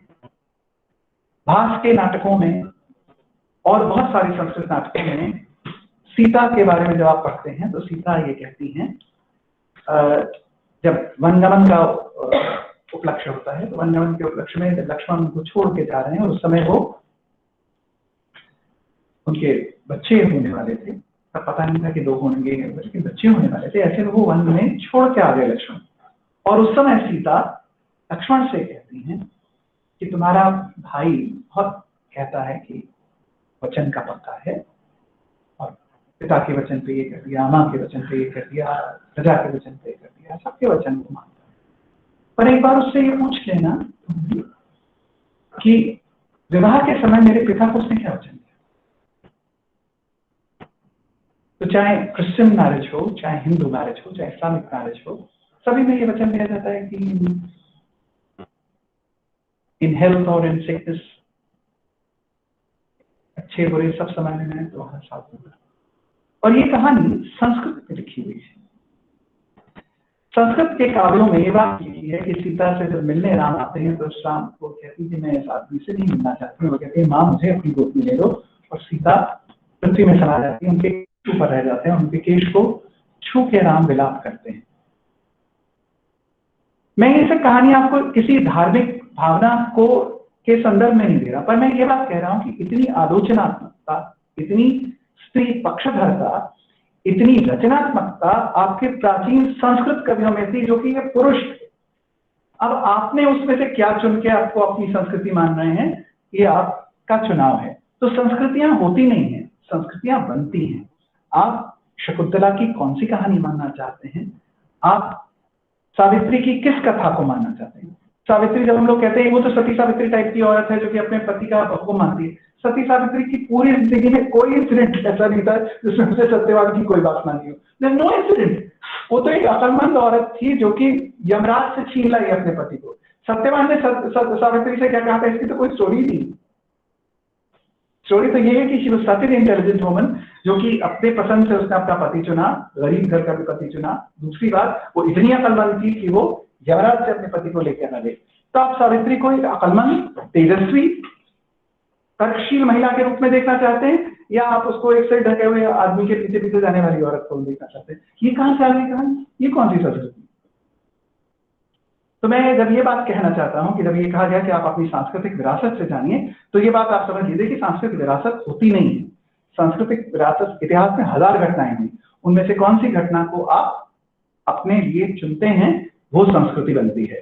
तो आप वेदों में से, मध्यकाल में से, मीरा एक कैसी औरत है? मीरा एक ऐसी औरत है जो कि अपने घर से निकलकर सड़क पर गरीबों के साथ नाच रही है, पग लोक लाज कुल की मर्यादा छोड़कर आ रही। वो अपने रजवाड़े को छोड़कर सामान्य लोगों के साथ, रैदास तो उनकी मदर इन लॉ के भी गुरु थे, लेकिन वो अंदर आके पढ़ाती है, बाहर जाके करें। तो आप मीरा को एक आंदोलनकारी, स्वतंत्र, इच्छावादी स्त्री के रूप में देखना चाहते हैं, या केवल एक ईश्वर के सामने भक्त के रूप में देखना चाहते हैं? यह आपका चुनाव है। महादेवी वर्मा की श्रृंखला की कड़ियां जब आप पढ़ते हैं तो आपको लगेगा कि सिमोन डी बुवार से बहुत पहले महादेवी जी ने एक अद्भुत जीवन भी दिया और लिखा भी स्त्री स्वतंत्रता के बारे में ऐसी बातें। 2500 साल पहले बौद्ध भिक्षुणियों ने अपने ग्रंथों में लिखा, कलयुग कितना सुंदर होगा जब मुझे चक्की से स्वतंत्रता मिल जाएगी, थेरवादी। तो आप कौन सा संस्कृति चुनते हैं? आप संस्कृति वो भी चुन सकते हैं जिसमें कि पर्देदारी है, स्त्रियों का दमन है, सतीदाह प्रथा है, और आप वो संस्कृति भी चुन सकते हैं जिसमें कि स्त्रियां कह रही हैं। सबसे रोचक बात तो आप अपनी ग्रंथों में यही देख सकते हैं कि कृष्ण और द्रौपदी जैसा संबंध शायद विश्व के किसी धर्म में नहीं होगा। न वो उनकी बहन है, न वो उनकी माता है, न वो उनकी प्रेयसी है, न वो उनकी बेटी है, वो उनकी सखी है, जैसे आप सब लोग यहाँ पर कॉलीग्स। कि ये कोई रिलेशनशिप नहीं है जो कि आप इसमें बांध सकें कि वो उनकी बेटी है, कि माँ है, कि पत्नी है, कि प्रेमिका है, कुछ नहीं है, वो उनकी सखी। और ये तो जब आप लोहिया जी को भी पढ़ते हैं तो भी वो ये कहते हैं कि this is one of the most. और रोचक बात ये है कि जब आप सती की बात कहते हैं कि जो 5 सती कौन है, तो उनमें सीता का नाम नहीं है, द्रौपदी का नाम। So it's interesting कि जब आप when you try to look at your culture, और फिर मैं अब ज्यादा हम हिंदू उदाहरण ले रहे हैं, हम इतने ही उदाहरण बौद्ध परंपरा से ले सकते हैं, इतने ही इस्लामिक परंपरा से ले सकते हैं कि आप जब आप बार बार कह रहे हैं कि औरतों को यूं दबाया जाएगा तालिबान के जमाने में, लेकिन आपको क्या ये कभी भी भूलना चाहिए कि पहली मुसलमान असल में एक आदमी नहीं था, वो औरत थी, खदीजा, जो उनकी वाइफ थी, क्योंकि वो तो प्रॉफिट थे, वो तो मुसलमान नहीं, वो तो प्रचार कर रहे थे। पहला किसने कबूल किया? कबूल तो सबसे पहले उनकी वाइफ खदीजा ने किया। तो इस्लाम के अंतर्गत भी औरत का क्या दर्जा है, औरत के बारे में हमने कहा कि माँ आपको पीछे से पुकारे तो आप नमाज से भी उठ सकते हैं। कैसे उसके अंतर्गत ये बात बयान की गई कि जो अपनी बेटियों को पढ़ाएगा उनको मारेगा नहीं, उसको खुदा अपनी मदद में रखेगा, ये सारी चीजें नहीं है। पर आप क्या चुनते हैं? बहुत सारी चीजें आपको आज की रोशनी के हिसाब से सही नहीं भी लग सकती। आर्य समाजियों ने वेदों में से बहुत सारी चीजों को एडिट आउट कर दिया, और ये साहस आपके पास होना चाहिए। खासतौर से आप सब तो वैज्ञानिक हैं, आप लोग क्या कहेंगे, हाँ न्यूटन बहुत बड़ा साइंटिस्ट है, पर आप उनकी सारी बातें तो नहीं मानेंगे ना। आप उनकी ज्यादातर बातों कहेंगे कि हाँ it was good by what he knew and as much as he knew. So you will not say he was not a scientist, but did he have the total truth? He did not have it. Do you have the total truth? You don't have the total truth. पर आज की रोशनी के हिसाब से उनकी बहुत सारी चीजें माइक्रो लेवल पर सही नहीं है, वो आइंस्टाइनियन फिजिक्स के हिसाब से होंगी। मैक्रो लेवल पर आप फिर भी ये मानेंगे कि सेट्रोस्पेरोस मोर और लेस न्यूटोनियन फिजिक्स के हिसाब से आप काम करते हैं। वही बात संस्कृति के साथ जीवन भर शिक्षा चलेगी, ये 7वीं बात थी। 8वीं बात ये थी कि हमें पुराना नया दोनों देखना है, और 9वीं बात उन्होंने जो ये बात कही थी कि हमें वोकेशनल और ट्रेनिंग दोनों चीजों को देखना पड़ेगा। ये कई बार लोगों को लगता है कि उदारवादी शिक्षा वैज्ञानिक शिक्षा से नीचे आ जाएगी, और जैसा मैंने आपसे कहा हमारी यूनिवर्सिटी में भी और तमाम दुनिया में ये माना जाता है कि भाई साइंस मेन नॉलेज है। आर्ट्स वाली ऐसी होती है, फिलोसफी तो ये लोग क्या है, तुम लोग ब्रह्म की बात करते होगे। और हम लोग को कई बार बुरा भी लगता है, और ये आप देखें चाहे वो फैसिलिटी की भी बात हो तो सबसे पहले विज्ञान को फैसिलिटी दी जाएगी, और फिर उसके बाद दूसरों को जगह लैबोरेटरीज में ज्यादा पैसा दिया जाएगा। आर्ट्स वालों को क्या देंगे, तुम लोग को क्या जरूरत है, कुछ पेट के नीचे भी पढ़ सकते हो। लेकिन ये बात सही है कि लिबरल एजुकेशन अपने आप में बहुत ही महत्वपूर्ण है। जीवन में जो कुछ भी हम लोग प्राप्त करते हैं वो इसीलिए प्राप्त करते हैं कि हम एक खुशहाल जीवन जी सकें। खुशहाल जीवन वो होता है जिसके अंतर्गत हम अपने परिवार के साथ, अपने मित्रों के साथ बैठ सकें, कलाओं को गाना गा सकें, सुन सकें, ये सब कर सकें और समझ सकें अपनी आंतरिक जीवन को, बाह्य जीवन को। इसकी सुविधा के लिए हम बहुत सारी तकनीकी चीजें बना दें, और उन तकनीकी चीजों को बनाने के लिए हमको सृष्टि का जो तत्व है वो जानना जरूरी होता है, जिसके के अंतर्गत, जिसको हम इस समय साइंस कहते हैं, वो बहुत ज्यादा जरूरी है। एक अभ्यास के साथ, एक नियम के साथ हम चीजों को जाने कि ये चीज कैसे चलती है। तो फंडामेंटल साइंस तो अपने आप में बहुत ही जरूरी है। और फंडामेंटल साइंस में भी मुझे ये लगता है दुर्भाग्य पूरी दुनिया का कि लोग फंडामेंटल साइंस पे काम नहीं करने दे रहे हैं, बार बार कह रहे हैं कि तकनीक से काम चलाइए। और अभी जो टर्म होता है साइंस हाइफन टेक्नोलॉजी, और हर बार आपको भी जब लैब में भेजना पड़ता है तो बताइए what is the technological output of it, what is the technological. तो फंडामेंटल रिसर्च तो हो ही नहीं सकती। लेकिन ये आपको पता ही है कि अगर फंडामेंटल रिसर्च ना हो, तो अगर आपको बेसिक मैथमेटिकल रिसर्चेस लोग ना कर रहे हैं, अगर मेजर फिजिक्स में फंडामेंटल पार्टिकल्स के ऊपर लोग रिसर्च नहीं कर रहे हैं, तो आपका मोबाइल की टेक्निक भी नहीं बन पाएगी, नहीं, कोई ऐप नहीं बन पाएगा। You actually have to have the basic knowledge of that. तो फंडामेंटल रिसर्च मानवीय संबंधों के बारे में जानकारी, मानवीय साहित्य के बारे में जानकारी, मानवीय इतिहास के बारे में जानकारी, मानवीय मनोविज्ञान के बारे में जानकारी, और उनका सत्य और उनके बिहेव करने का पैटर्न तो हमें जरूर जानना चाहिए। कई बार लाभ की दृष्टि के कारण हम लोग एम्फेसिस बदल जाता है कि भाई अब कॉमर्स की तरफ ध्यान देने लगो, साइंस की तरफ ध्यान देने। लेकिन आलोचनात्मक क्षमता विकसित करना अपना हमारा मुख्य कर्तव्य है, और यही बात बार बार हर शिक्षा में कही जाती है। माता नुस्बा इस बात को कहती है कि हम लोग को लगातार एक प्रकार से अगुवाई करनी होगी उच्च शिक्षा में, कि हम एक ऐसी संस्कृति बना सकें जिसके अंतर्गत रचनात्मक नवाचार होता है, क्रिएटिव इनोवेशन। और ये रचनात्मक नवाचार तब तक नहीं हो सकता जब तक कि हम स्वतंत्र चिंतन को बढ़ने देते हैं। मैं अब बहुत सारी बातें और हो सकती हैं नई शिक्षा नीति के बारे में जब अगर हम बात करते हैं, तो ये मैं सिर्फ ये बात आपको ध्यान दिलाना चाह रहा था कि ये नई ये जो राष्ट्रीय शिक्षा नीति है 2020 की, ये वास्तव में हमारी पुरानी शिक्षा नीतियों के अनुरूप ही है, और इस समय जो वैश्विक अकादमिक चिंतन हो रहा है ये उसके अनुरूप ही है, जिसके अंदर गुणवत्ता, सततता और वैश्विकता तीनों पर बल दिया गया है। और मुझे बड़ा हर्ष हुआ कि जब उच्च शिक्षा के क्या उद्देश्य हैं, तो नई राष्ट्रीय शिक्षा नीति बड़े स्पष्ट शब्दों में कहती है कि हम अच्छे, विचारशील, समग्र रूप से विकसित व्यक्ति का निर्माण करना चाहते हैं। और इसके लिए हम ये कह रहे हैं कि हर व्यक्ति एक से अधिक विशेषज्ञतापूर्ण ज्ञान को प्राप्त करे, जिससे उसका चरित्र का निर्माण हो, उसकी नैतिक और संवैधानिक मूल्यों में आस्था बढ़े, बौद्धिक जिज्ञासा बढ़े, वैज्ञानिक उसकी सोच हो, रचनात्मकता हो, और साथ ही साथ सेवा का भाव भी हो।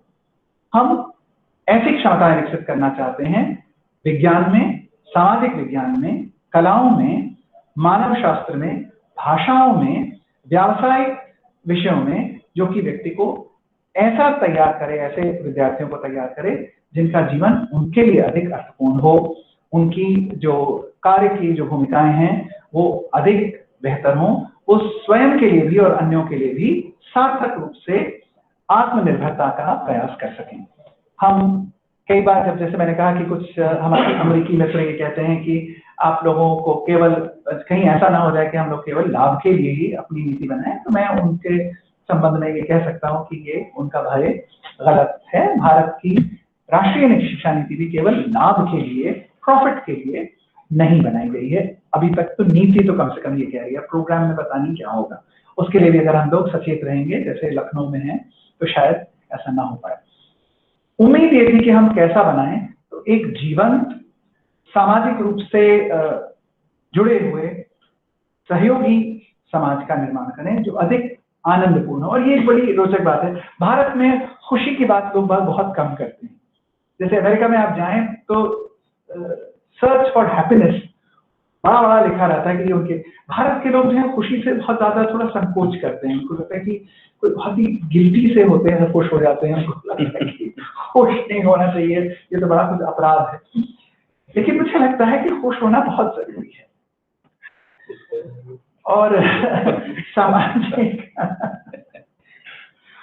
और जो लोग खुद खुश नहीं होते फिर वो दूसरों को भी खुश नहीं कर पाते, और खुद खुश होना बहुत जरूरी है। आप अपने आप से खुश रहिए, जैसे मैंने कहा कि उसके लिए ये जरूरी है कि आप अपने आप को स्वीकार कीजिए, जैसे भी हैं बहुत अच्छे हैं और भी अच्छे बन सकते हैं।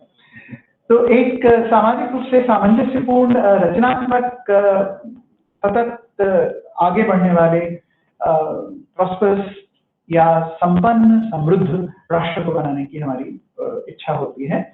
और ये अपने आप में मुझे लगता है कि राष्ट्रीय शिक्षा नीति का एक बहुत अच्छा बात है। इसमें जो दो तीन बातें जो हम सबको पता ही हैं, वो मैं उनके बारे में फिर से आपको याद दिला दूं कि 3-4 चीजों पर बंद है। कि एक तो ये बात है कि हम एक्सेस, सब तक उपलब्धि की बात करें, और इसीलिए हायर एजुकेशन में भी ये कहा गया कि जो हमारा 26% इस समय ग्रॉस एनरोलमेंट रेशियो है, इसको बढ़ाकर हम 50% करेंगे। कैसे करेंगे बड़ा मुश्किल है, लेकिन ये एक प्रतिबद्धता है। दूसरी बात है कि इक्विटी या सहभाग, कि जो लोग अभी तक नहीं हो पाएंगे, क्योंकि ये एक बड़ी इंटरेस्टिंग बात है, शब्द अंग्रेजी में बड़ा अजीब लगता है, पर वो कहते हैं कि इंटेलेक्चुअल, कल्चरल, डेमोक्रेटिक रिमोटनेस, प्रजातांत्रिक, सांस्कृतिक और बौद्धिक दूरस्थता। बहुत सारे लोग, क्योंकि आप जब जाते हैं ग्रामीण समाज में, केवल ऐसा ही नहीं है कि कई जगह पर शिक्षा का, सुविधाओं का अभाव है, बल्कि वहाँ प्रजातांत्रिक समझ की भी अभाव है। वही लड़कियां, वही लड़के जो यहाँ पे एक तरह से व्यवहार कर रहे होते हैं, जैसे गांव में जाते हैं तो इतना बड़ा घूंघट काट लेते हैं, आदमी जय पिताजी करने लगते हैं, और जाति व्यवस्था के हिसाब से वो यहाँ आपका अफसर भी वहाँ पे जमीन पे ठाकुर साहब के सामने बैठने लगता है।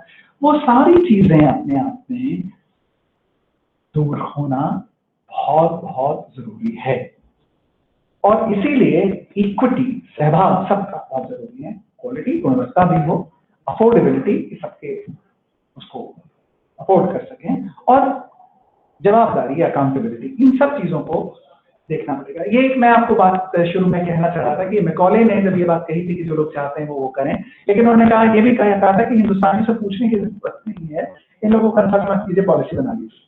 पर जो राष्ट्रीय शिक्षा नीति है उसमें एक बहुत बड़ी खूबी ये है कि इसमें 2 लाख सुझाव आए थे 2.5 लाख पंचायतों से, और 676 डिस्ट्रिक्ट से लोगों ने सुझाव भेजे, और इन सब सुझावों को अब वो माने गए या नहीं माने गए, लेकिन ये इतने, कम से कम ये डेमोक्रेसी थी कि इतने सब सुझाव माने गए थे। तो उच्च शिक्षा की जो संस्थाएं हैं उनके बारे में, जैसा कि आपको मैं बार बार ये कह रहा हूँ कि जो आप शुरू में मुझसे पहले प्रोफेसर वंदना प्रसाद ने कहा कि मल्टीडिसिप्लिनरी यूनिवर्सिटीज बनाना और रिसर्च हब्स बनाना, ये एक बहुत बड़ी बात इसमें देखो। और ये कहा गया कि एक बहुविषयी विश्वविद्यालयों का निर्माण करेंगे, जिनमें कि हम फ्रैगमेंटेशन ना हो कि भाई ये जियोलॉजी कर रहा है और ये बॉटनी कर रहा है और ये कर रहा है। क्योंकि मेरी मदर ये जो सुनाया करती थी, उन्होंने कहा कि अच्छा, आप डॉक्टर को दिखाने गए, उन्होंने कहा नहीं वो तो ENT स्पेशलिस्ट है, उन्होंने कहा तो उसके पास गया, उन्होंने कहा कि नहीं मैं तो आँख का स्पेशलिस्ट हूँ। तो फिर वो जब बहुत परेशान होकर जुकाम ठीक कराने गया तो फिर उसने डॉक्टर से पूछा, which nostril do you specialize in?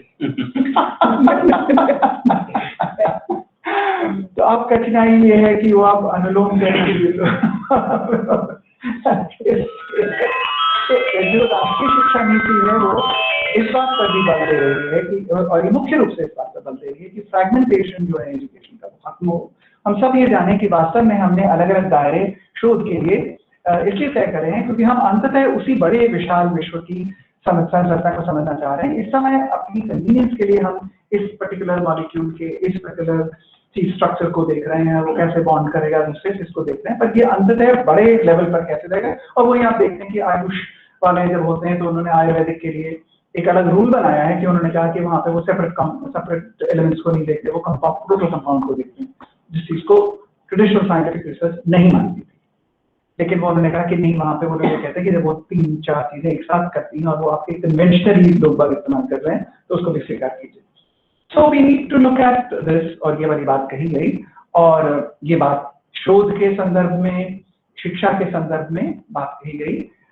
ये बात कही गई कि हम लोग अधिक से अधिक लोगों को लाएंगे, और जहाँ पर मुझे थोड़ा सा चिंता भी होती है, नए नए कोर्स बनाएंगे, नई नई विधाएं बनाएंगे, भाषा का एक विभाग, साहित्य का, संगीत का, दर्शन का, इंडोलॉजी का या भारतीय अध्ययन का, कला का, नृत्य का, थिएटर का, शिक्षा का, गणित का, स्टैटिस्टिक्स का, शुद्ध एवं प्रायोगिक विज्ञान का, समाज विज्ञान का, अर्थशास्त्र का, स्पोर्ट्स का, इन सब के साथ ही साथ अनुवाद के विभागों को भी बल देने की बात की, ताकि लोग बात इनको अनुवादित कर सकें अन्य अन्य भाषाओं में।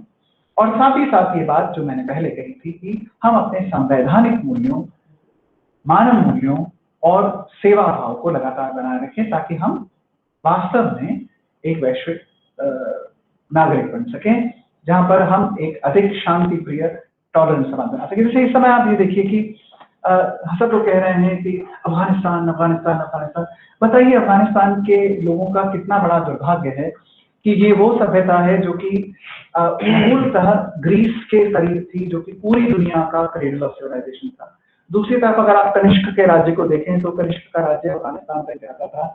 पाणिनी, जिनका हम लोग संस्कृत ग्रामर कहते हैं, वो भी जिस क्षेत्र में कश्मीर के ऊपर थे, वो भी लगभग अफगानिस्तान के पास है। तो ये कोई ऐसा इतिहास नहीं है जो कि बर्बर लोगों का इतिहास हो, लेकिन इतना लंबा इतिहास है, उसमें कैसे कैसे घटनाएं क्रम हुई। जो लोग ईश्वर को न मानने वाले हैं, जो अपने आप को ये मानते हैं कि हम धर्म का विरोध करते हैं, उन रूसियों ने इनका कैसे शोषण करा। जो विश्व में अपने आप को झंडा बरकरार मानते हैं डेमोक्रेसी का, लेकिन पूंजीवादी हैं, उन अमेरिकियों ने इनका कैसे शोषण किया। और अब धर्म के नाम पर इनके कुछ सहयोगी इनका कैसे, तो ये तो सब लोग मिलकर लूट रहे हैं। क्या इनका अपराध है? और अफगानिस्तान को हम कैसे ये मान लें कि सारे अफगानी लोग एक ही बात मानते हैं? बिल्कुल नहीं मानते। अब हमारे यहाँ देखिए, जो बच्चे यहाँ पर अफगानिस्तान के बच्चे पढ़ रहे हैं, हिंदुस्तान में करीब 4-5 हजार बच्चे हैं, लखनऊ में ही करीब 60 बच्चे हैं। इन सब बच्चों से बात करें, बच्चे बिल्कुल वही बच्चे जैसे सब बच्चे।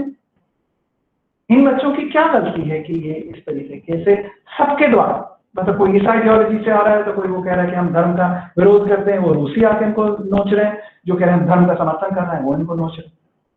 तो ये सब चीजें हमें एक वैश्विक संवेदना के से संपन्न बनानी आवश्यक है और एक टॉलरेंट, इंक्लूसिव, सुरक्षित समाज बनाना है।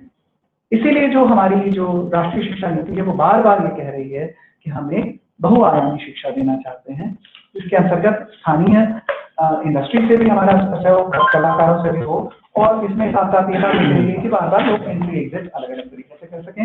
हमारी विश्वविद्यालय ने भी ये बात करी है कि हम 1 साल के बाद बच्चे को सर्टिफिकेट, 2 साल के बाद डिप्लोमा, 3 साल के बाद डिग्री, 4 साल के बाद रिसर्च, और उसके बाद जो अगर बच्चा BA 4 साल का करता है तो सीधे शोध कर सकता है। ये हमारी विश्वविद्यालय ने ये घोषणा की है।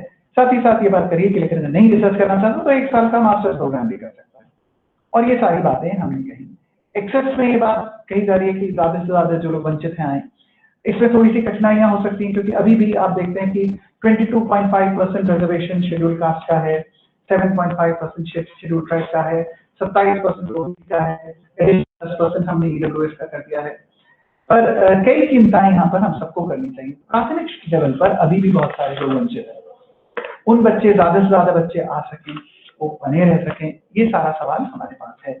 और सेकेंडरी लेवल पर कितने बच्चे हैं और सबको जब आ गए तो जैसे अमेरिका में होता है, कम्युनिटी कॉलेज होता है कि जो बच्चा अगर कमजोर है तो साल भर कम्युनिटी कॉलेज ज्वाइन करता है, उसके बाद फिर आके ज्वाइन करता है। वैसे कम्युनिटी कॉलेज बना सके तो बहुत सारा बेस्ट प्रैक्टिसेस दुनिया से हैं, इनको हम देख सकते हैं। राष्ट्रीय शिक्षा नीति के संदर्भ में हम चाहते हैं कि एक ऐसी नीति हो जिसके अंतर्गत गुणवत्ता का परीक्षण हो, उसके अंतर्गत संज्ञानात्मक, असंज्ञानात्मक सब प्रकार के विकास हो। कठिनाई मुझे कई बार व्यक्तिगत रूप से भी होती है, आप शायद उससे सहमत हो या ना हो। जैसे मुझे लगता है कि ये मल्टीपल चॉइस क्वेश्चन, छोटे छोटे सवाल जवाब, ये ठीक नहीं है। इनमें बच्चों की रचनात्मकता का, बच्चों की समझ का परीक्षण नहीं हो पाता है। और अब 100 में से 100 हिंदी में बच्चों के नंबर आ जाते हैं, 100 में से 100 बच्चों के आ जाते हैं, फिर वो सच में सोचने लगते हैं कि भाई हम इतने काबिल हो गए। पर उनको समझ में आया कि नहीं आया ये आप कैसे पता लगाएंगे उस तरह के टिक टिक करने से। तो जो वास्तविक अध्यापक अध्यापिकाएं हैं विश्वविद्यालयों में, जैसा मैंने उनसे कहा, आपसे शुरू में बात कही थी, वो तो सचमुच इस बात से चिंतित रहते हैं कि ये बच्चे 100 में से 100 आ गए लेकिन रिसर्च एप्टीट्यूड नहीं है। आपका तो एक शोध संस्थान है, आप ये कहते हैं, मेरा भी ये अनुभव है कि बहुत सारे लोग जो तरह तरह के CSIR, NET ये सब पास करके आते हैं लेकिन फिर भी बच्चे में रिसर्च एप्टीट्यूड नहीं होता। वो टेस्ट तो पास कर लेता है क्योंकि उसको टेस्ट पास करने की कला में वो पारंगत हो चुका है, लेकिन रिसर्च एप्टीट्यूड नहीं है। हमारी यूनिवर्सिटी में भी हमने अपने अनुभव में देखा कि कई लोग ऐसे होते थे जिनके की नंबर बहुत अच्छे नहीं आए थे, MSc तक भी अच्छे नंबर नहीं आए थे, लेकिन जब वो शोध करने लगे तो वो इतनी रुचि से करने लगे कि उन्होंने बहुत ही श्रेष्ठ शोध किया। तो उनके अंतर्गत हो सकता है कि अन्य विषय जो थे साथ में वो नहीं कर पा रहे थे, उनको एक ही विषय पसंद आ रहा था, हो सकता है वो और इम्तिहान पास करने की कला उनमें नहीं थी, लेकिन शोध के अंतर्गत वो किसी एक विषय के अंतर्गत अनुसंधान कर सकते थे। उनको अवसर कैसे देंगे, मुझे लगता है MCQ वाली बात थोड़ी सी अभी दोबारा सोचने की है। लेकिन लोगों का ये कहना है कि भाई हम कैसे स्टैंडर्डाइज करें, नकल रोकने का भी ये सबसे अच्छा तरीका है। बहुत सारे जो हमारे मित्र जो वाइस चांसलर बन गए वो मुझको ये जवाब देते हैं कि नकल रोकने का ये बहुत अच्छा तरीका है, लेकिन मुझे लगता है कि उल्टी बात भी सही है, नकल करने वाले आप रोक ही नहीं सकते। लेकिन और मैंने देखा नई शिक्षा नीति में कम्युनिटी कॉलेज का जिक्र है, लेकिन वो बहुत पासिंग रेफरेंस है। आयुष सिस्टम्स, म्यूजिक की हिस्ट्री, ये इन सब चीजों का भी जिक्र है। और जो राष्ट्रीय शिक्षा नीति है वो ये भी कहती है कि बाहर के जो विद्यार्थी हैं उनको अपनी ओर आकर्षित करने के लिए हमें अपने भी कुछ पाठ्यक्रम बनाना है, जिनमें कि भारतीय संस्कृति, इंडोलॉजी, योग इत्यादि का अध्ययन होना चाहिए, जो मुझे लगता है कि एक अच्छी बात है। लेकिन साथ ही साथ ये बात भी हमको समझनी चाहिए कि हम लोग बाहर के मुल्कों के विद्यार्थियों को केवल भारतीय संस्कृति की से जुड़ी हुई चीजें पढ़ाने में क्यों योग्य हों। क्यों नहीं ऐसा होना चाहिए कि बाहर के विद्यार्थी यहाँ पे जियोलॉजी पढ़ने आए और बॉटनी पढ़ने आए। बॉटनी और जियोलॉजी कौन सी यूरोप की देन है, वो भी तो वैश्विक देन है। अगर न्यूटन इंग्लैंड में पैदा हो गया तो वो ग्रेविटी की थ्योरी ब्रिटिश थोड़ी हो जाएगी, और ना वहां के सभी ब्रिटिश वैज्ञानिकों ने वो खोजा था, वो तो एक वैज्ञानिक था जिसने खोजा था। उसी तरीके से अगर हमारे यहाँ के लोग अपने आप को योग्य समझते हैं तो botany, zoology, physics, chemistry, philosophy पढ़ने के लिए भी बाहर के लोगों को यहाँ आना चाहिए। हमारा ये स्टेटस होना चाहिए। मैं अपनी यूनिवर्सिटी में बड़े गौरव से कहता हूँ कि रशियन लैंग्वेज सीखने के लिए नाइजीरिया में मेरी प्रोफेसर साबरा हबीब को बुलाया गया था, वो वहां पढ़ाया। तो ये एक मुझे बात लगती है कि केवल भारतीय मूल के विषयों में ही हमें इतना बड़ा नाम नहीं होना चाहिए, सभी विषयों में हमारा इतना नाम होना चाहिए कि लोग बाहर दुनिया से यहाँ पर फिजिक्स पढ़ने आए, केमिस्ट्री पढ़ने आए, और ये रोचक बात है कि आते भी हैं। अभी ऐसा लगता है कि छोटे मुल्कों से आते हैं, कमजोर मुल्कों से आते हैं, पर बड़े मुल्कों से भी आना चाहिए। ये बात भी कही गई राष्ट्रीय शिक्षा नीति में कि हम लोग स्वायत्तता पर बल देंगे, थाउजेंड्स ऑफ टीचर्स की वैकेंसीज हैं वो पूरी कर सकते हैं। कैसे होगा, फैकल्टी अपॉइंटमेंट्स में कई बार नई नई चीजें नवाचार किए जा रहे हैं। एक केव आया कि बच्चे भी देखेंगे टीचर्स को जो कैसा पढ़ाते हैं, जिसके बारे में चिंतन करने की आवश्यकता है। NAAC का जो एक्रेडिटेशन होता है उस वगैरह, तो बहुत सारी चीजें मुझे लगता है राष्ट्रीय शिक्षा नीति में बहुत ही प्रगतिशील हैं, बहुत सारी उम्मीदों से भरा हुआ है। कई लोगों का ये कहना है कि बहुत आदर्शवादी है, बहुत ही यूटोपियन है, पर मैं अपनी बात को इसी बात से खत्म करूंगा जो बात आदर्शवाद या यूटोपिया के बारे में गांधी जी ने कही थी।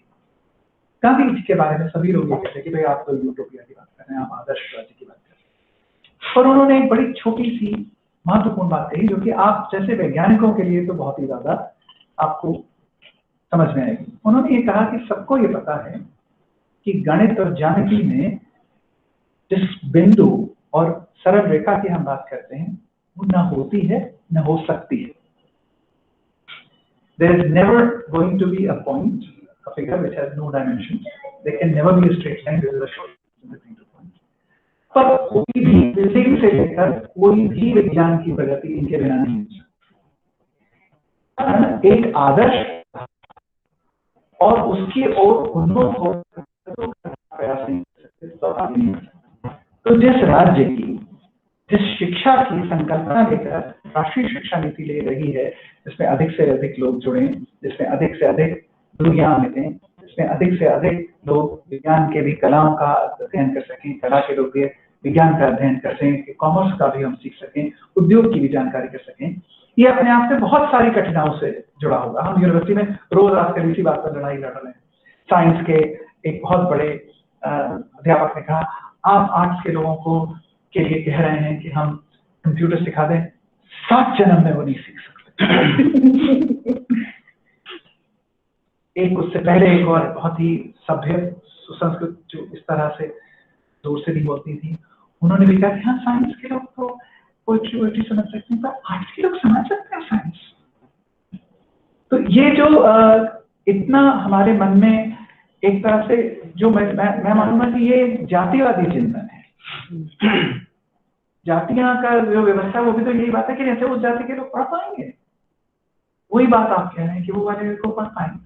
और अगर आपके अंदर ये बात है तो कम से कम फिर आप शिक्षक मत बनिए, क्योंकि शिक्षक के लिए तो सबसे ज्यादा जरूरी यही है कि आपके अंदर साहस, सहृदयता, व्यापकता सभी आपके अंदर समाविष्ट हो।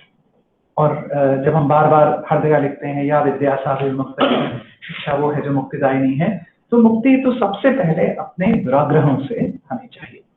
मुझे बहुत खुशी है कि मुझे आप लोगों से बात करने का मौका मिला। हालांकि मैं आपको एक व्यक्तिगत चिंता ये बताऊं कि मुझे आभासीय पटल पर बात करने में बहुत ही दुख होता है, क्योंकि आपको सिर्फ अपनी शक्ल सामने दिखाई देती है और इस उम्र में तो ज्यादातर वो बहुत खराब हो चुकी होती है। तो वो बिल्कुल अच्छी नहीं लगती।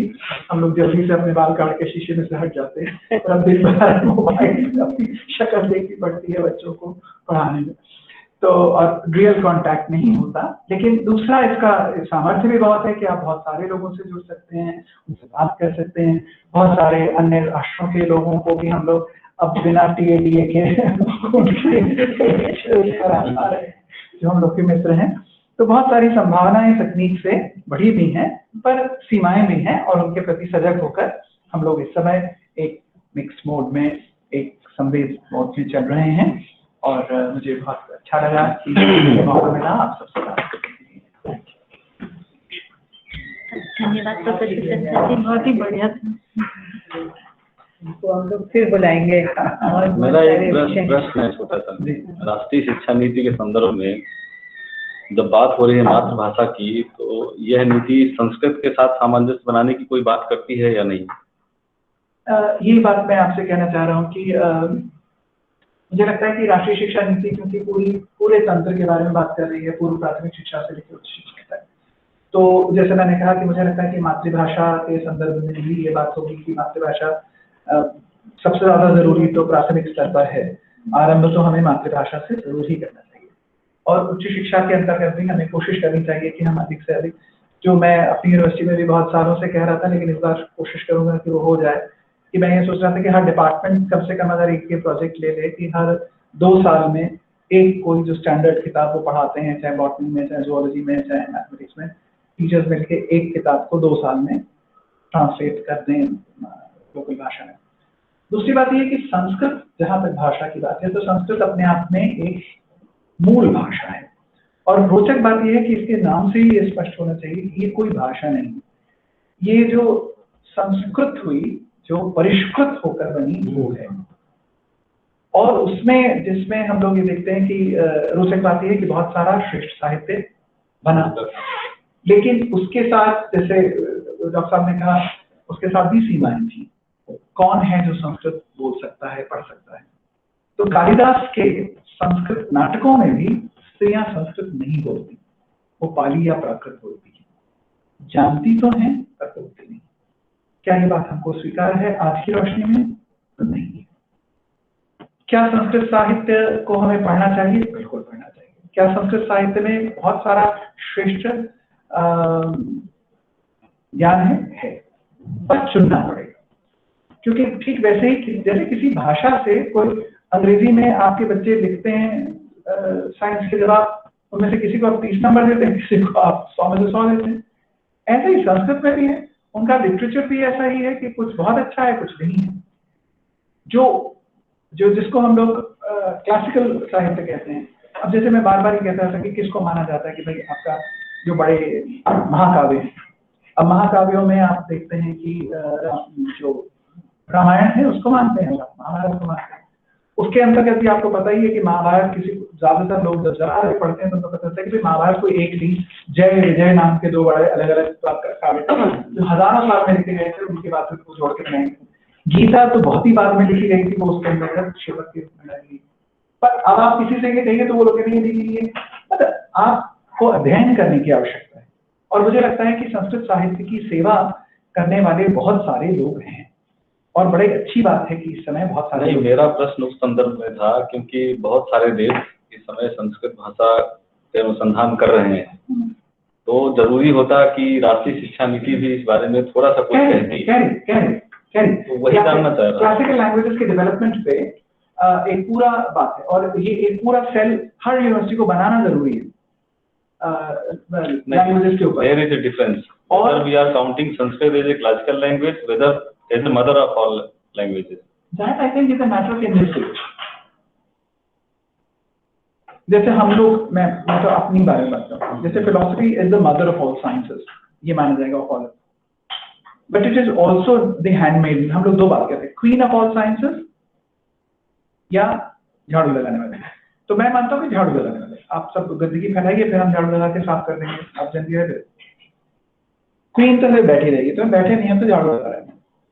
और हैंडमेडन के भी दो कर्तव्य होते हैं। हैंडमेडन होती है जो आपके आगे झाड़ू भी लगाती रहती है और जब आप अंधेरे में चल रहे हो तो आगे लेकर मशाल लेकर भी चलती है। तो दर्शन का भी ये है।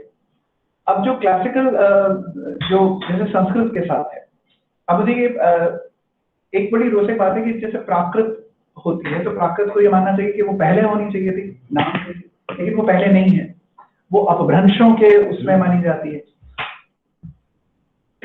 रोचक बात यह है कि संस्कृत के साथ भी बहुत सारा अलग अलग तरह का अलग अलग रोचक इतिहास है। 17वीं शताब्दी का एक है, और जहां तक मैंने पढ़ा है मुझे लगता है कि जो यूरोप के लोग आए थे उनमें से भी अलग अलग तरह के लोग आए थे। शुरू में तो बहुत ही जंगली और बेवकूफ टाइप के लोग आए थे, ये सब स्लाइड वगैरह 2 पैसे के क्लास थे, वहां पे उनको कुछ भी नहीं आता था, लेकिन उनके साथ कुछ बड़े विद्वान लोग भी आए।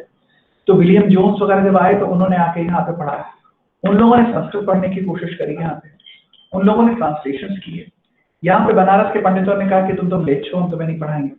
फिर उन्होंने कहा कि नहीं, आंगन में बैठ के पढ़े, तो आंगन में उन्होंने इनके लिए एक दरवाजा लगा दिया, उसके पीछे बैठ पढ़े। बेहतरीन ट्रांसलेशन है। इस समय अगर आपको संस्कृत का बेहतरीन कहीं पे लिटरेचर देखना होगा तो आपको कोलंबिया यूनिवर्सिटी में भारत से ज्यादा अच्छा समृद्ध कोश मिलेगा। संस्कृत लैंग्वेज के बारे में पता, उसकी ग्रामर के बारे में भी, उसकी एटिमोलॉजी के बारे में भी वो बहुत सारा काम कर रहे हैं। यहाँ पे कई लोग जो संस्कृत बता रहे होते हैं उनको संस्कृत बिल्कुल नहीं आती है, वो वैसे साइंस में भी है, आर्ट्स में भी है, सभी जगह।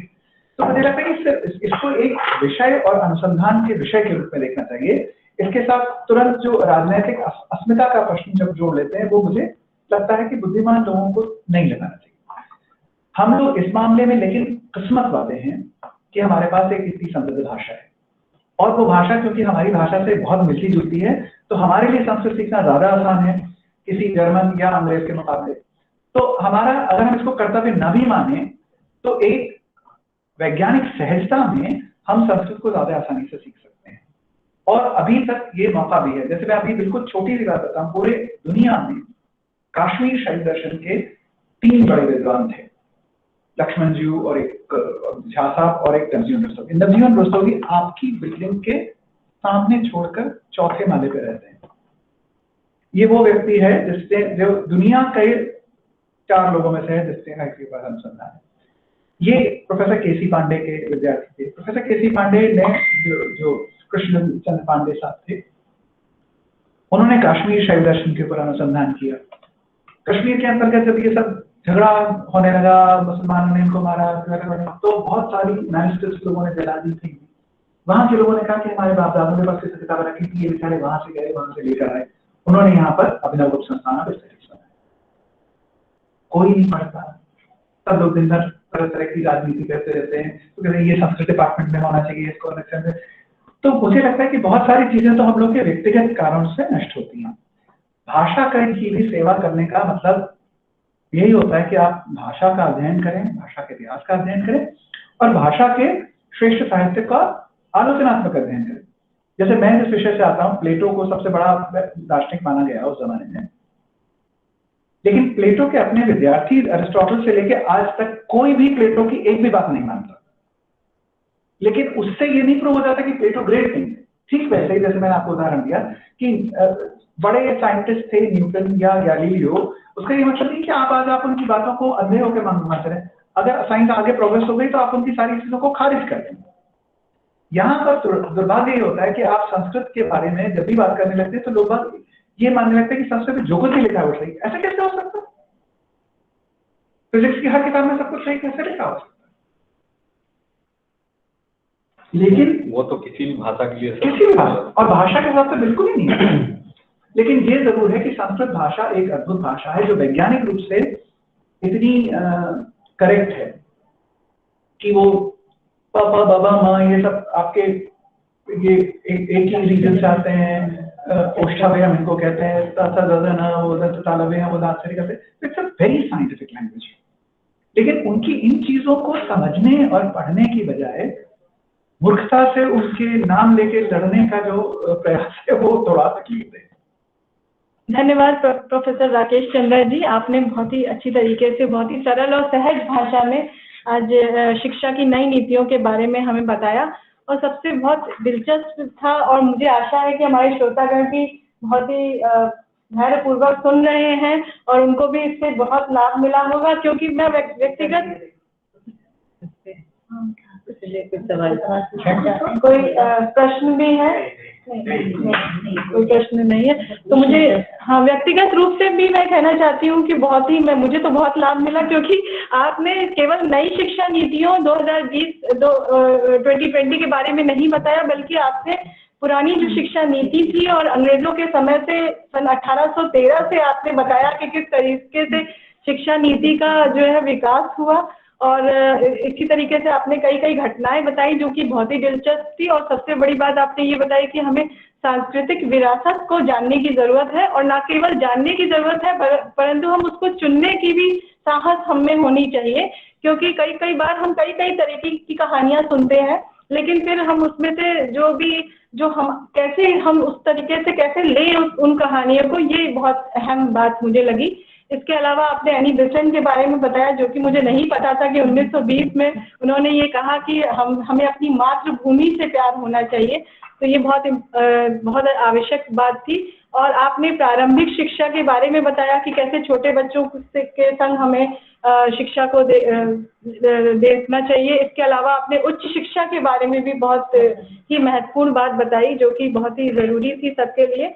और इसी के साथ मैं आपका फिर से धन्यवाद देती हूँ और आशा करती हूँ कि फिर से आप हमें व्याख्यान देंगे। और मैं अभी हमारे पास कुछ समय है, तो मैं अपने श्रोतागणों से भी ये आग्रह करती हूँ कि यदि उनके मन में कोई प्रश्न है तो वो जरूर पूछ सकते हैं। तो यदि किसी के मन में कुछ भी प्रश्न है या कुछ कहना चाहते हैं तो आप पूछ सकते हैं।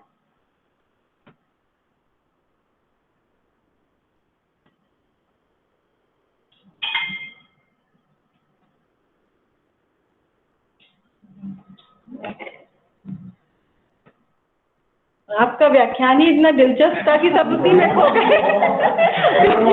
क्योंकि हमें भी पता ही नहीं चला कि कब 1 घंटा ज़्यादा हो गया। और हम सच में बहुत ही अच्छा, कितना संवेदनशीलता की जिस तरह से जो बात है हम आपको फिर से एक बार सुनाएंगे आपको। और इसी का क्या कई बार बताना पड़ेगा, क्योंकि बहुत सारे विषय हैं जिनमें मुझे लगता है कि बिल्कुल जानना जरूरी है, उनके बारे में बात करना जरूरी है। हम लोग अपनी व्यस्तता और अपने जो हम लोगों का जो रूटीन है उसमें हम लोग इतने ज्यादा बिजी हो जाते हैं कि जीवन की सरलता जो होती है उससे शायद काफी दूर चले जाते हैं। और एक जैसे आपने कहा ना कि घर में माँ बोलती है तो उसकी तरफ ध्यान नहीं जाता है, हमारा ध्यान उन्हें नहीं बोल रहे। पर हम ये आपको बताना चाहेंगे कि एज ए बॉस हम अपने संस्थान के सभी लोगों को बहुत प्यार करते हैं, सबसे ही बहुत मोहब्बत है और हर एक इंसान से हमारा लगाव है। धन्यवाद निदेशक महोदय। और मैं इसके साथ ही मैं धन्यवाद देती हूँ हमारी निदेशक महोदय जी का, जिनका सहयोग हमेशा हमारी समिति को मिला है और जिसके कारण ही से आज का हमारा जो ये कार्यक्रम है वो सफलतापूर्वक पूर्ण हो सका है, संभव हो सका है। इसके साथ ही मैं धन्यवाद देती हूँ हमारी हिंदी राजभाषा समिति की संयोजिका डॉक्टर अंजू सक्सेना का, जिनके मार्गदर्शन से ही आज का ये कार्यक्रम सफलतापूर्वक हो सका है। सक्सेना की बहुत परेशान और कल बहुत इनका टेंशन, उनका जो लेवल था वो मुझ तक पहुंच रहा था। मैं समझ I was रही also थी। wondering कि क्या हो रहा है। I do my Google Meets every day. I have all my classes on Google. कोई बात नहीं, लेकिन ये बहुत अच्छा हुआ कि आप साक्षात ही आने वाले कहा ना कि वो I'm finding it funny। ये सोच रहा था कि मैं लिखता तो कभी भी नहीं है मैं वो पैसे भी लिखता हूँ। मेमोरी में देख रही थी। लेकिन आपने बहुत अच्छे से इंग्लिश में भी बहुत अच्छा बोलते हैं और कई विषय हमने सुने हैं। यूनिवर्सिटी से बड़ी तारीफ सुनी है आपके बारे में और पर ये बहुत अच्छा है। विमेंस डे वाले दिन इनको बुलाना है हम लोगों को। तो बहुत सारे इश्यूज हैं जो शायद विमेन भी नहीं जानती कि उनका क्या अधिकार है उनके। ये हमारे यहाँ का कौशल। Thank you।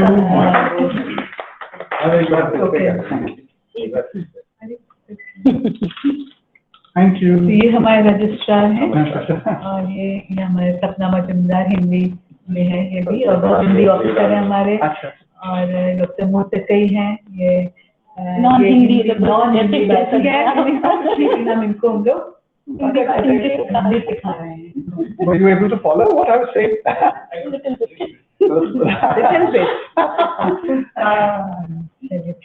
This is a whole difficulty. I keep on wondering that universities need to understand this as well.